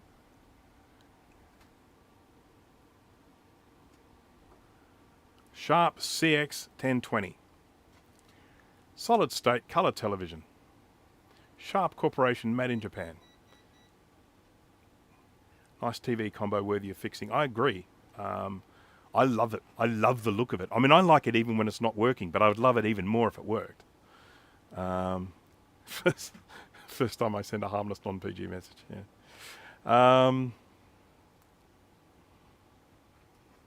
Patrick Pitts, hello there. So let me just see if I did get any pictures of the tube where it might have a brand on it, but I don't think I did. I think I was too busy taking photos of all this, the PCBs, because you know, I was interested in getting them all together.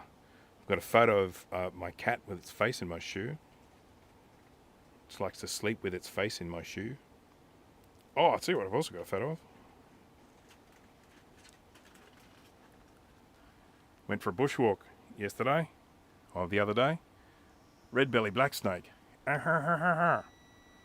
there, right there. Look at that. You see the little, can you see that flashing there?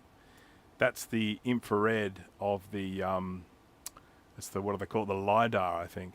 Yeah. So. If we can figure out the chassis number, I bet we can find it. Oh, chassis number. Where's the chassis number? Where would I find the chassis number? Which chassis? This chassis?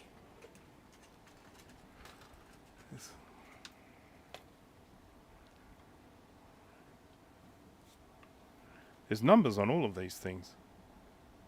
They all have numbers. I have no idea. Is there a number on the PCB maybe?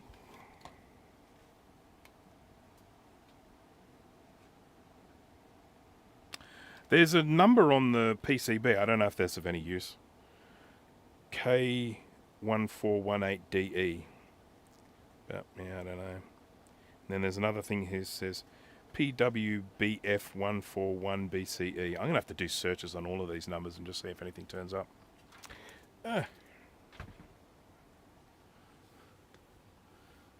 Sometimes there's a sticker on the chassis.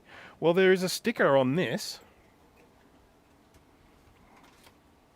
There. 513264. But again, I don't know if that's of any use. 513264. Okay. Are they poisonous, those snakes? Yes, they are. So as Paul has answered there, to ascertain 20. Red-bellied black snakes are very well known because they're very common around here. And yes, they are poisonous, but they're not really deadly. I mean, I guess the right circumstances, if there's a young kid or something that didn't get medical attention, I'd say that yes, they can be deadly. They're more likely just a very, very uncomfortable bite. Some people have long-term reactions to them. There's certainly something you don't want to get bitten by, so avoid them at all costs. And yes, very, very painful bite as well. And they're a pretty decent sized snake. That one was probably about, I don't know, probably at least a metre long. Was that 3 feet? Maybe a bit longer than that. That's a serial. That's what I thought. It looked like a serial number to me as well. I will have a look at inside because obviously this is just one board. The rest of the units up there, it's too big to bring down here. So I'll have a look around inside and see what I can find, and then I'll have a bit of a hunt.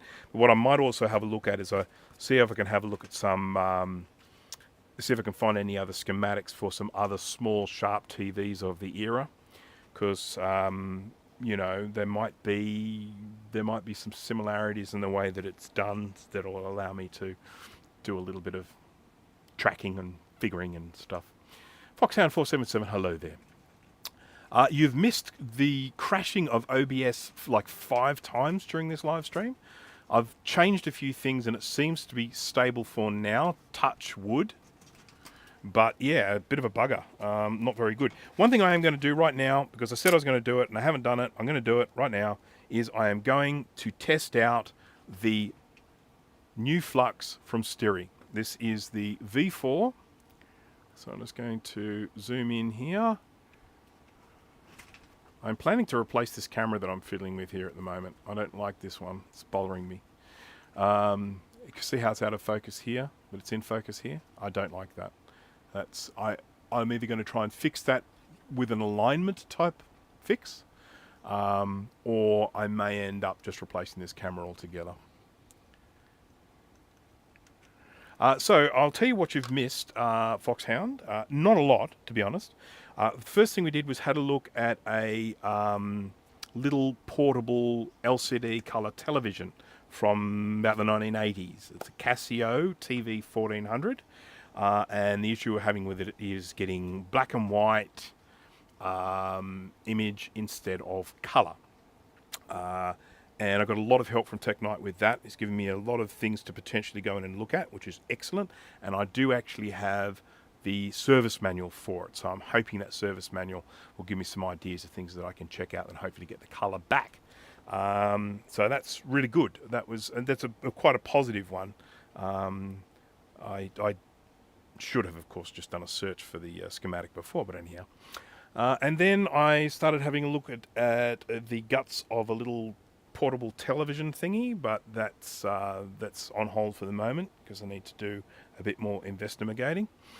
And now I am going to test out the Styri V4 Tacky Flux as I go in and start putting together a Blue Scuzzy.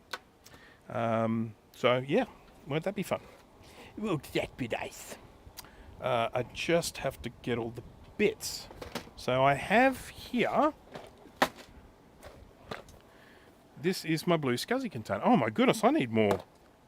Look, I've only got one friggin' Pico left. I'm going to have to buy some more. This is the wireless type, but I'm going to have to buy a stack of these. Oh dear, oh dear, oh dear. This particular design of Blue Scuzzy is the 2023-09A, and I love this design, even though it's not the latest. When they revised this design, they did a couple of things. First of all, they ditched the USB-C socket from the main board. I think they decided that it was just too fiddly because you have to wire it, you have to cable it to these little pins here, which are on the underside of the Pico, which is a bit of a pain. It's doable, but it's a bit of a pain. And so they ditched the USB-C socket. That could also have been a cost thing, I don't know. Or the other thing is this is a, I think this is a 4-layer board, and so they then redesigned it so that it would work as a 2-layer board to lower manufacturing costs. So that, and then the other thing is this has the option for a small SD card slot and a big one. And the new one only has the big one, it doesn't have the small one. So I actually like the small one, so that's what I use. My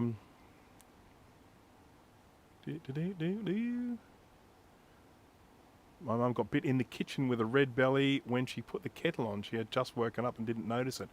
What was a red belly doing in your kitchen?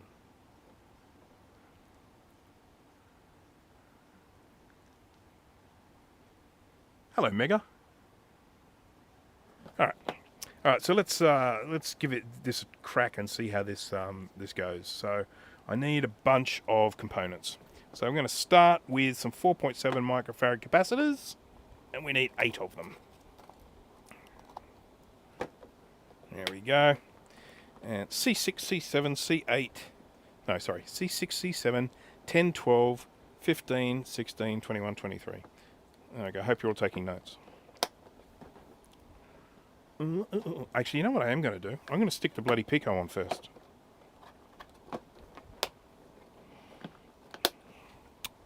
Ta-da-do.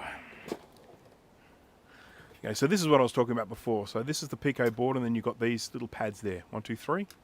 I don't think you need all 3. I think it's only 2 you need. And then we've got these little pads on the board here. They need to make contact when I solder this down flush. And so what I am going to do is just put a little blob of solder on these, and then I will put them on top, and then I will use a hot air station to kind of melt them together. Scope view, switch off the chooks, there we go. I have a sneaking suspicion the chickens are responsible for all of our problems with the live stream today.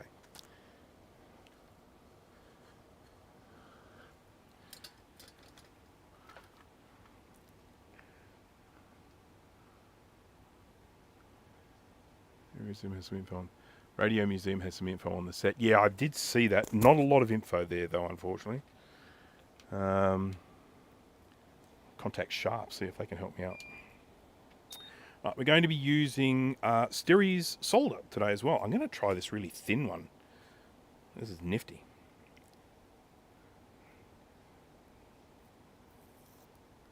Ooh-wee, look at that. It is so thin. I don't think I've ever used solder this thin before. Look how thin it is. Have a go at it. I've been in touch with iFixit again, and they've asked if I want to test out their soldering iron. So I think I may well do a review on that. It's a soldering iron that's quite similar to some of the things like the TS100 or something like that. TS100 and TS101. It's like those USB-C powered ones, but the iFixit one comes with a battery pack, so you can use it as a portable thing, and I actually think that's a really nifty option. Just being able to have a soldering iron that's a bit portable.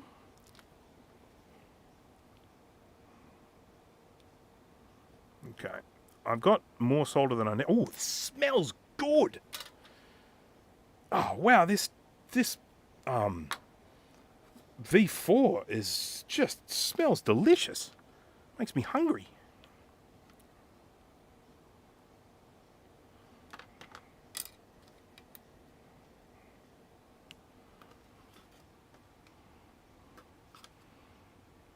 Snake in the kitchen. We are in Australia, yes. You must be a little bit closer to bushland than I am, because I'll tell you what, where I am here, I'm in suburbs, and just in general suburbia. I would not ever expect to get a snake in our house. It's too suburban. Funnel web spider, yeah, I definitely would expect to get a funnel web maybe in the house, but not a snake. He'd have to be pretty lost to end up in our joint. Never actually seen it. Neighbours saw a snake once in their backyard, but I've never seen a snake in my backyard.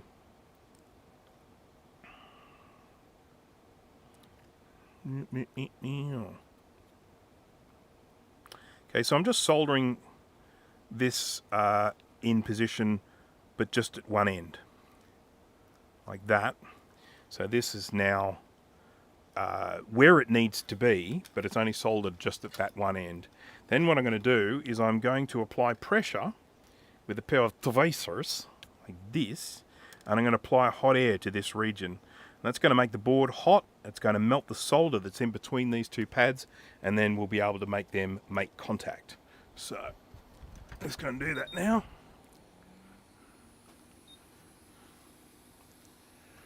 Sam's PhotoFax has a schematic $22 though.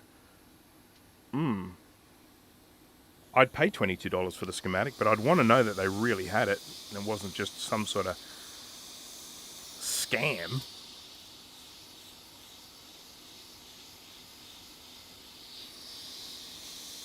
I might have to give you, what do you call it,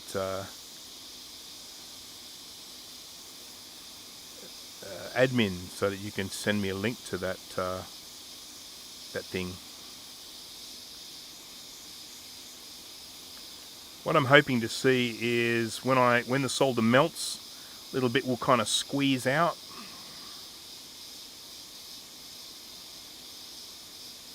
And I might see it through these holes. Yep, just like that. So that tells me that solder has melted.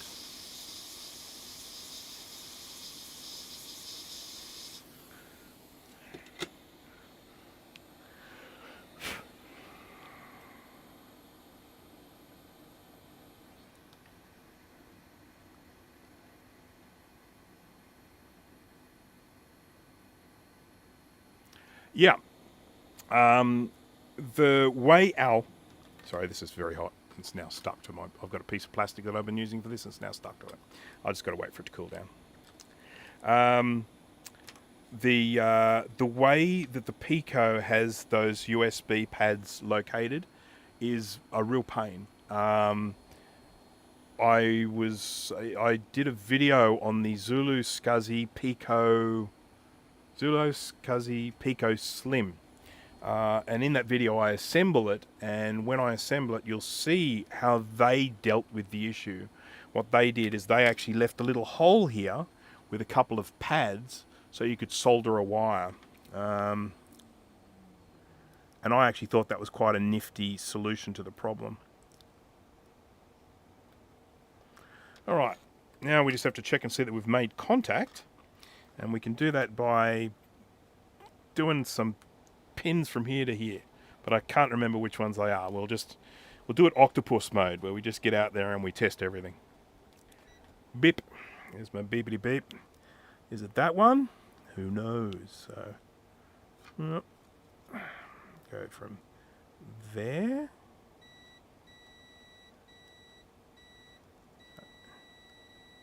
Okay, that's ground. What about that one? Oh, mind you, I could have been touching that cap, so let me just check. Yep, that's ground. What's that one? Nothing. That one? Yep. Good. What about that one? Yeah, good. Okay, so those two ones in the middle, I guess they were. Two, or the two on the side. Yeah, those two on the side. They seem to be making connection through to here, so that we know that I'll be able to connect my USB-C connector to that.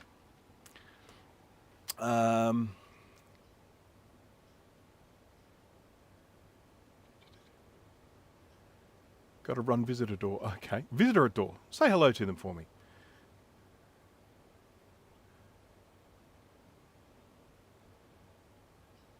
Okay. Is that a slug or something? What is that? I'm not sure. Which bit? What are we talking about? Where? Where? Right, so now we can solder the rest of this thing together. We're all good. Let's work our way along with our solder. And just go 1, 2, 3. I'm not used to working with solder as thick as this. This is 0.8 mils. I usually use 0.5 mils, so I'm getting a bit heavy-handed with it at the moment. Just going to get a little bit of flux on here. Make those look a little bit better.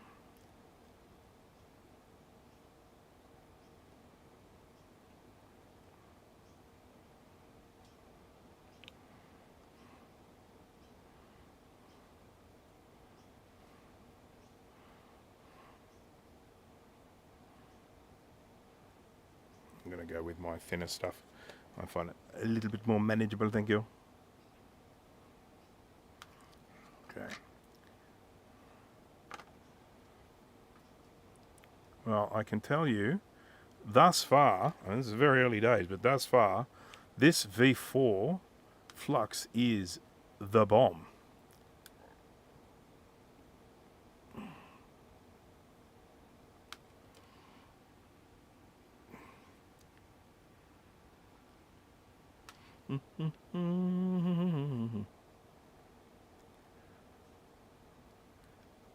People here get time off over the Christmas, New Year period? Anyone here have some downtime? My wife's been off work, so she's been keeping herself entertained.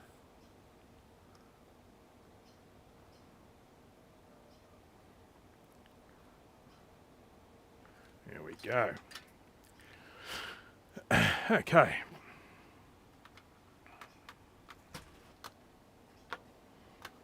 Now let's get what are we? I did have the numbers there. C6, C7, C10, C12. This is where we play find the pads. There's C12 was one of them, wasn't it? Yep. 10, 12, 15. Okay, so 12.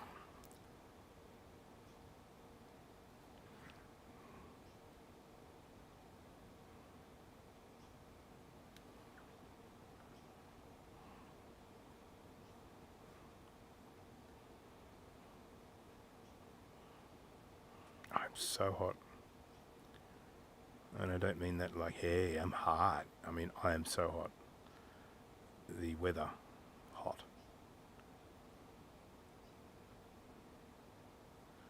I'm searching for too many and I'm finding none.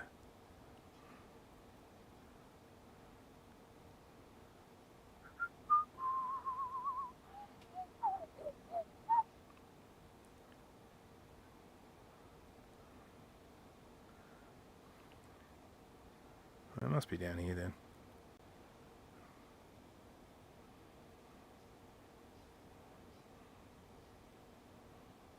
Oh, there's C6. C6. Wasting my last day watching you. Well, thank you very much. I appreciate that. It definitely seems like I've got the stability back. So whatever the cause of the crashing was, it was either that plugged in side camera thingy, or it was the chickens. One of the two. We have mandatory winter vacation between Christmas and New Year. Winter shut down, so I go back on the 6th. Yeah, that's exactly what's happened with my wife as well. She's basically, you have to leave. You have to not be there. They tell you to take time off. I mean, for me, I do the public holidays and stuff. But I try and work to some capacity, whether it be YouTube or repairs or programming. I try and work most days. 6, 7, 10, 12. So we now we've got 10. We need a 10. We've already found 12. We need 10. I find it easier to track the pads down than put solder on the pads and then come back and put the components on. I just find it quicker that way. Okay, they're going this way. C8 is that one there. So C10 is that one there. And then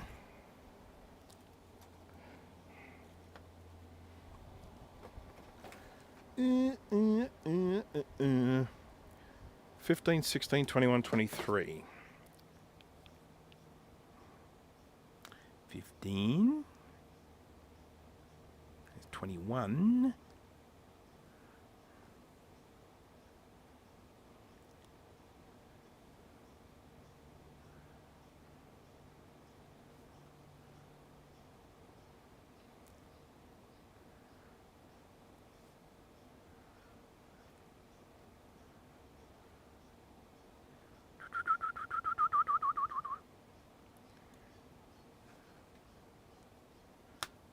$16. 23. Yay. Right, now, when it comes to putting these on, my preferred method is to get a little bit of flux on these pads. Then I get my hot air station with not too much heat. And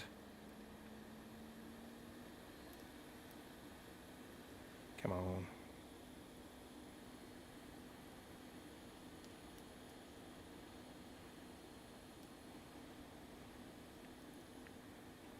Four, 5, 6, 7, 8. There we go. I get, not too much heat. Sorry, plenty of heat, but not too much air, so I don't blow these away. I'll just plonk them on there.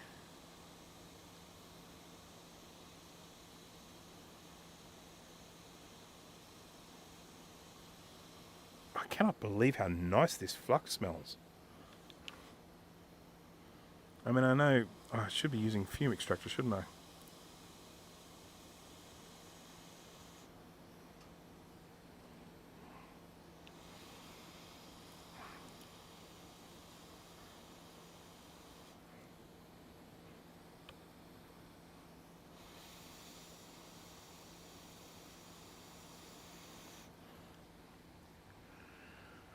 Have you seen the new Quick Pro hot air station? No, I have not.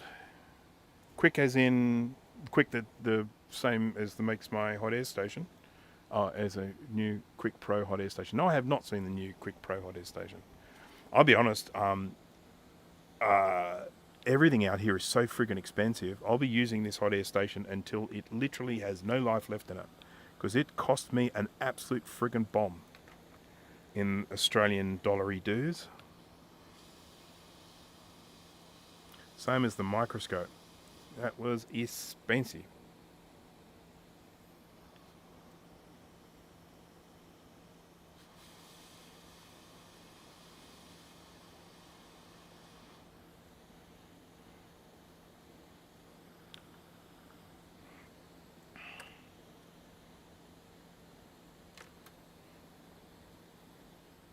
I'm going to IKEA later today. Won't that be nice?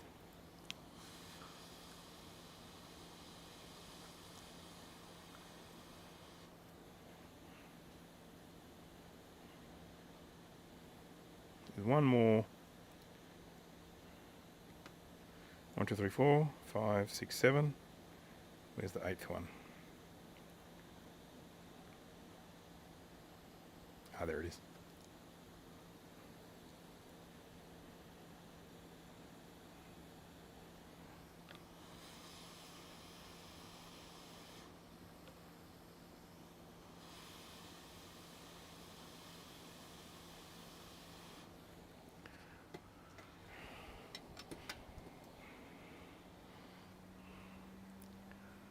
I've got the 861DW. I do indeed. It's sort of a light grey colour with green buttons, not a pleasant green. I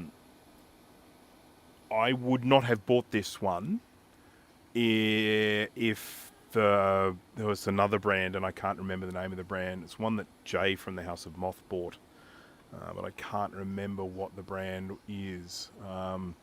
But one of the things I like about the one that he bought, it's virtually the same as this. I mean, it looks like it's probably the same guts because they look so similar. But he's had a little button that allowed you to just blow cold air out of the hot air station. I think that's a really nifty little feature to have. So you could just press a button and it would come out with air, but with no heat behind it. So a 10, that's the one. Thank you. Yeah, I would have if the 10 had been around when I bought my hot air station, that's what I would have bought, but it wasn't. Doing work around the house to keep myself busy, which involves putting in a 9,000 BTU an hour mini split. Mini split. Is that like a heating system or something? So British thermal units, we absolutely don't use that here at all. Out here we will either use kilowatts or we'll use horsepower. Horsepower is kind of a bit of a leftover. These days you'll have kilowatts. Like if you're talking about a cooling system or a heating system, typically cooling system in this part of the world, they'll talk about it in terms of sort of kilowatts of power output, and then in air conditioners used to always be about horsepower, so you'd get like a 9 horsepower air conditioning unit or something, but we're using pretty much kilowatts now. AC heat pump. Oh, okay, cool, no worries. So what we would typically call that is a reverse cycle air conditioner. So that it air conditions, but it also heats. And they heat very efficiently. But the downside to those is that the reverse cycle is that they can only standard ones. I'm sure it's different with others, but standard ones, they only work well down to temperatures of around about 0. Once you start getting a long way below 0, they don't heat terribly well. But we don't really have to worry about that here. You don't get that cold.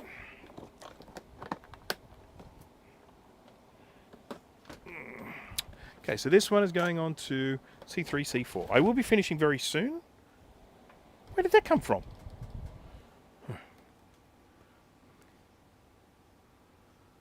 I've held off on buying a hot air because of the fake clones on eBay. Yeah, that's a bit of a worry. I can't even remember where I bought mine from. I think it was a gift. I think I got it for a birthday present or a Christmas present or something. Yep. C3, C4.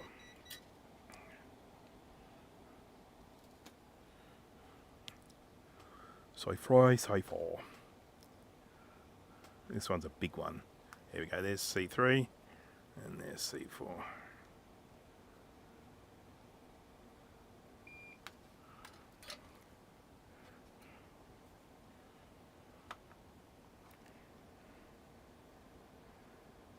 Okay, so there is really only one criticism I have of the V4 at this stage, and this is a Bruce personal preference. This isn't necessarily something that is applicable for everyone, but it's a little bit opaque. It's not as bad as some, but the ASM that I normally use is definitely clearer. Mind you, it's still not bad, is it? See through that pretty well.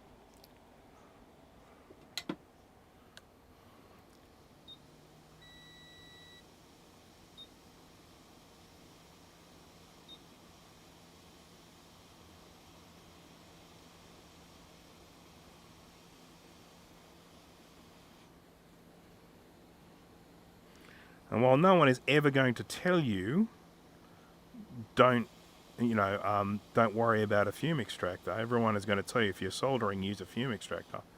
If for some reason you're doing a little bit of soldering and you forget to turn on your fume extractor, or it's just a little one and you can't be bothered switching it on just for a little bit of soldering, this V4 stuff is probably one of the more safe fluxes you can use. This one is rated to minus 25C. That is cold. That is cold. I don't even know what that feels like.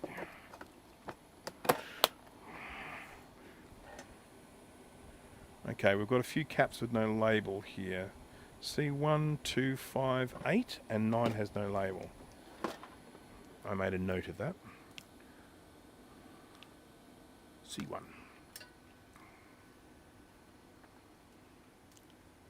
Bad. It feels bad.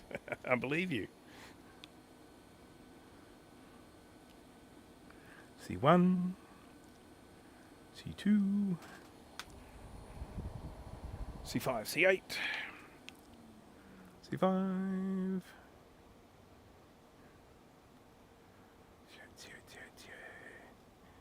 C8.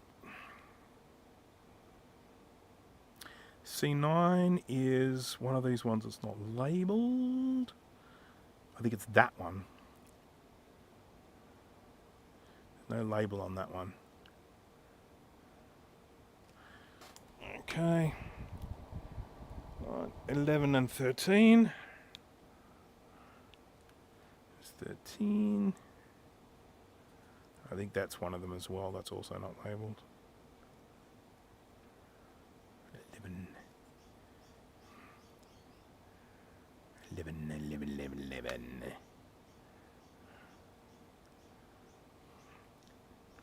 C11. I don't know who came up with the numbering system. 11, 13, 14, and then 17, 18, 19, 20. There's 20. 19.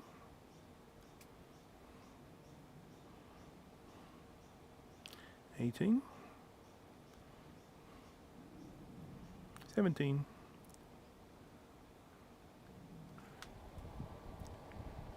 17, 18, 19, 20, and then 22. Chew for 22.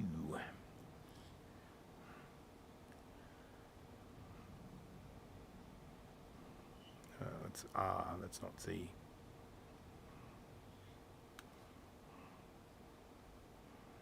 Yeah, 22.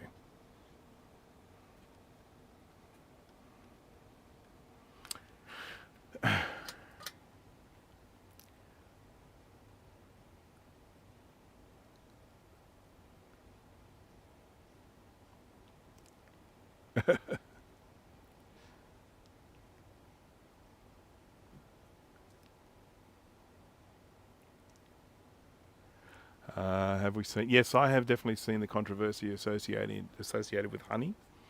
Okay, I've got to look at this. I've never ever used more fume extraction than small desk fan to blow stuff away, and even that's only since I turned 38. I'm 42 now. I don't need to live forever. Yeah, I use fume extraction like probably because I do so much of this. I didn't when I was younger, but I do now. So for anyone who doesn't know, honey is a product that you absolutely want to stay away from because it sounds like some very dodgy stuff going on there. So honey is a browser plugin that will, in theory, when you go to a checkout, an online checkout, it will find the best discount code that's available and then automatically apply it so that you get money off the price. It's, in theory, it sounds like a great idea, in particular if you're someone doing a lot of online shopping. The problem is that as it would appear that they get partnerships going on with the online stores, which means that they then allow the online stores to decide which discount code gets applied. So if there is a discount code, for example, that is out there, and it is a 20% discount code, oh crap, where are they from? Did I already get them out? I'll have to test this and see. Just found some caps here. I've got no idea what they are. I might have already grabbed some while I wasn't concentrating. Yeah, so while they might be telling you that you're going to be getting the best discount code out there, they actually end up applying the discount code that the online shop wants you to have. So it might only be like a 3% discount instead of a 20% discount. So that's number one. Number two is that they have been stripping off affiliate links. So if you have a look in the description of this video, you'll find links to a bunch of products, things that I use. And if you click on those links, It sends a message back. So there's a spider running down my soldering on at the moment. It sends a message back to the provider that the person has bought it from my link, my sort of link in my video, and then they give me a very small kickback. It makes no difference to the price for you guys, but it means that I get a little kickback. Okay, this I did get these out twice, so that just shows you how my brain works. And anyhow, what Honey has been doing is when you use Honey, it strips off the affiliate link, so it means that those influencers are not getting their little kickback. The kickback is actually going to Honey instead. And it's really, really friggin' shady. 13 of these.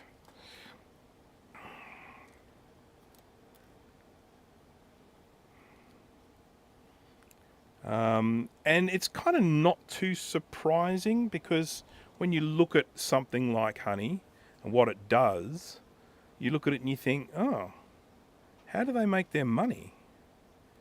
Well, they make their money by doing shady stuff.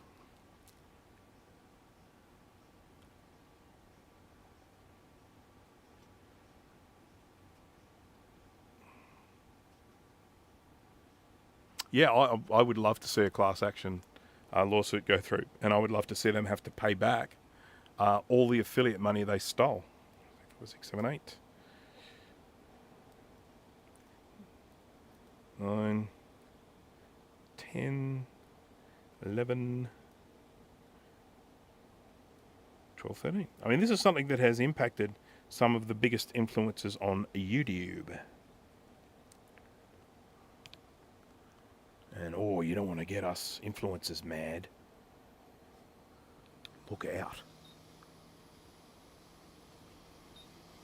Notice how I said us, like I included myself in that.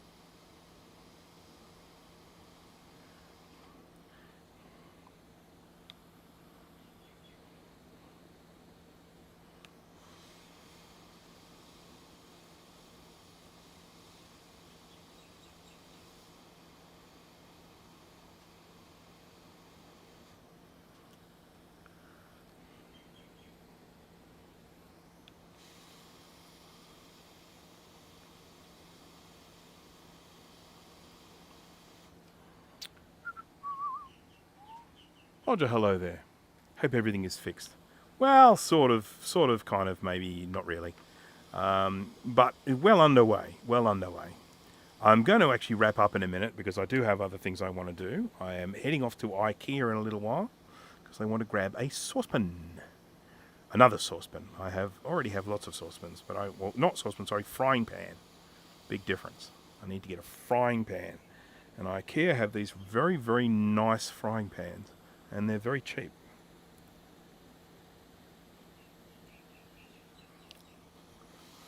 I just don't like having to walk around the maze. That annoys me.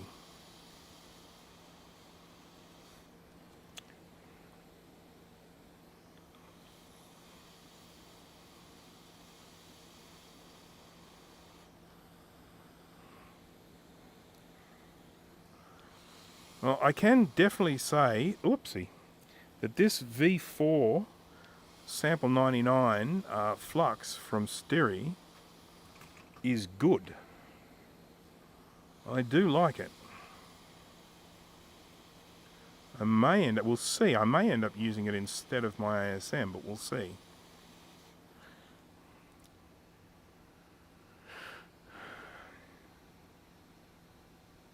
The IKEA that is closest to us, there's a few we can go to. I think there's 3 in Sydney. There used to be heaps, and then they closed a stack of them down and just focused on a few big ones.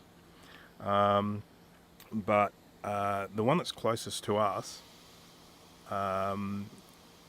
there are shortcuts in it. So when you get to certain places, you can do a little shortcut which will jump you through to another spot. But it's okay, I don't mind getting the steps.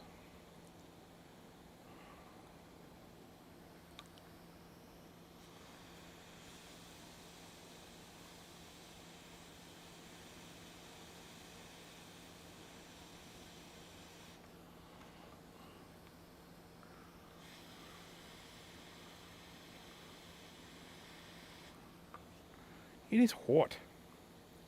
It is hot. I can't wait to get into the house where there is far better air conditioning than I have down here. Okay, I've got a whole stack here that I need to try and find. I'm looking for empty pads.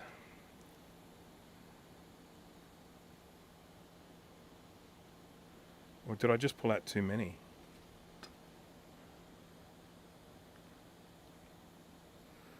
Can I? There is also the possibility I don't know how to count. 13.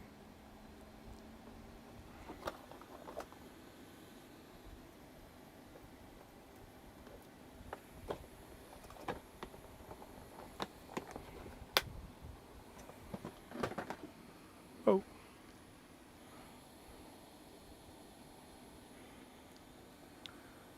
Okay, got to find some more, but I should have a few more here that don't have a cap on it, that need a cap on it. Oh, there's one. There's two. Yay!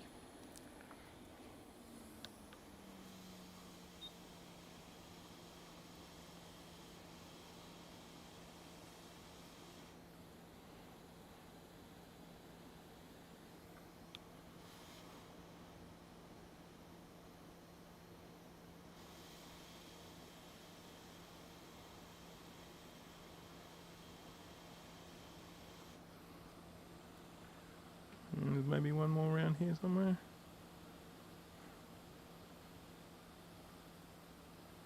One more. Just got to find one more.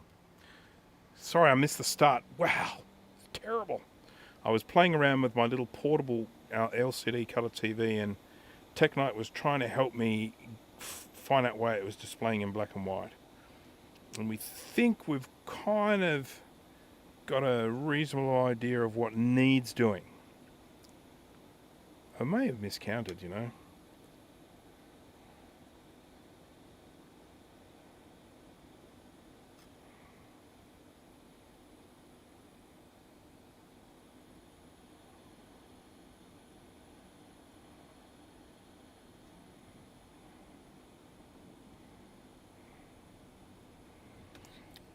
I should have. Easy way to find out. Let's count them all.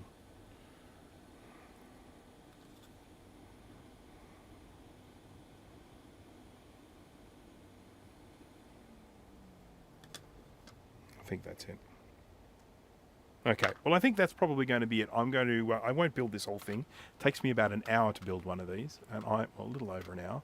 And I am not going to subject you all to that, especially seeing as I have been going now for coming up on 3 hours. Whoopsie.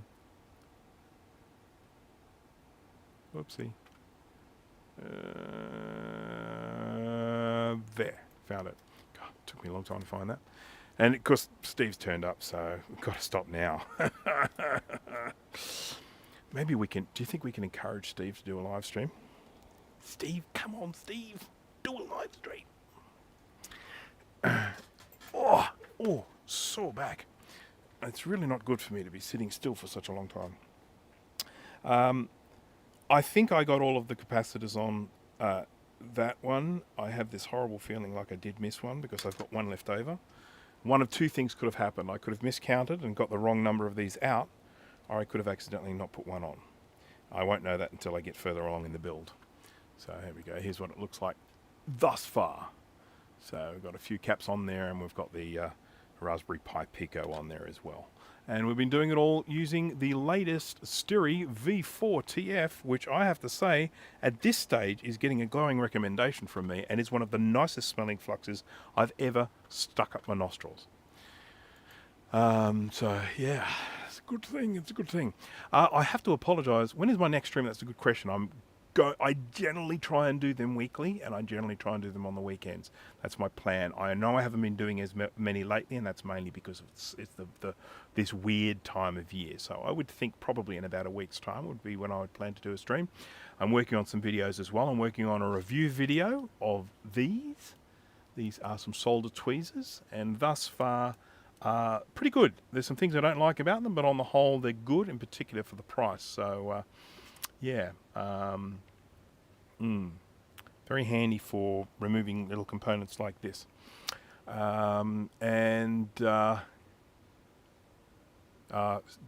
Steve's voice is shot. Oh dear. Can we do a live stream with sign language? How about that? So doing a review video on these tweezers. I've got another video coming out to do with this video broadcast stuff that I've been talking about with TVs. That's almost all done. It's just one little scene I need to do for that. And then, of course, I've got to work on the big one, the review for this Halo Mage S. Halo Mage S, which is the resin 3D printer. And that's taking me a long time because there's a lot in it. But that video should be coming out fairly soon as well, where I go in and talk about resin 3D printing, which I have to say it's an excellent thing to have in your arsenal if you are into 3D printing. It's good to have the resin. It's good to have the FDM type printing as well. And just again mentioning with the FDM side of things, this is a print that I'll be having up on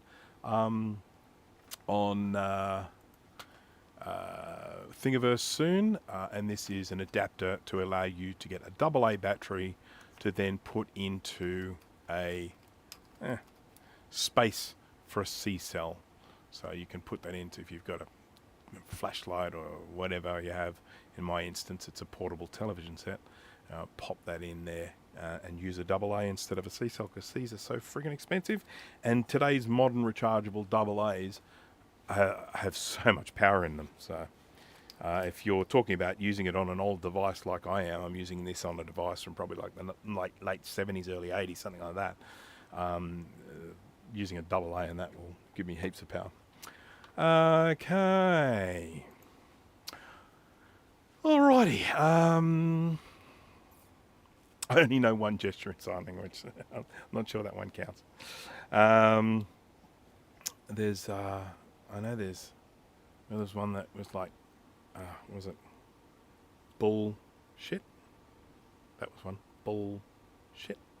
That's I think an Australian sign thing, but that's probably the only one I know. I know the alphabet. That's something, I suppose. Oh, is it? No, it's not. Okay, so I'm going to wrap things up now so that I can hop into the car and head out to IKEA and walk around the place furiously trying to find what I'm looking for. What I want is right near the end.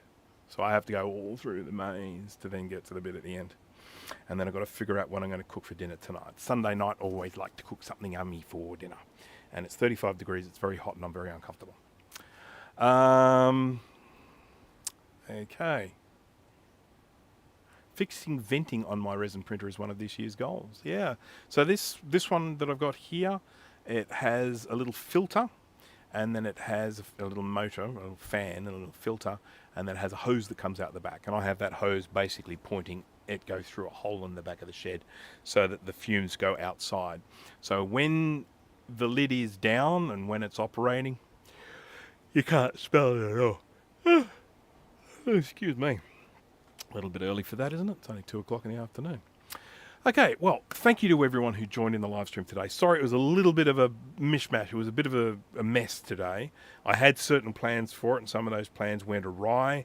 I was going to test the computer, but I didn't end up doing that. Never mind.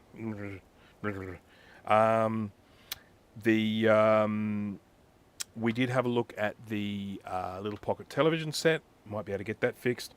I've got to try and hunt down some schematics for this other TV set that I've got here. And what else? Oh, I need to get in touch with Quicksilver Oz, because he was the one that... He disappeared, didn't he? He was the one that had the potential link to the schematic for my other television set. And then I started putting together a blue SCSI, which I'll do again when the temperature lowers a little bit around here. So thank you to everyone who joined. I have got no idea how many people have been watching, because I haven't actually had that information up on screen monitoring, because OBS kept crashing on me, so I made sure nothing else was running. And so thanks for joining. Thank you for keeping everything active and lively and all the chat. It's all been lots of fun. I have enjoyed it immensely. I have got some new batteries on the way for my little cordless microphone thing, so hopefully I'll be able to have it so that I can just swap one for the other when one runs out in the future, because that has been a problem lately, because one of them has a spicy pillow battery inside. So, thanks again. Hope you all have a wonderful morning, afternoon, evening, whatever it happens to be where you are. Thanks again for joining. Hope to see you with the next one. Bye-bye.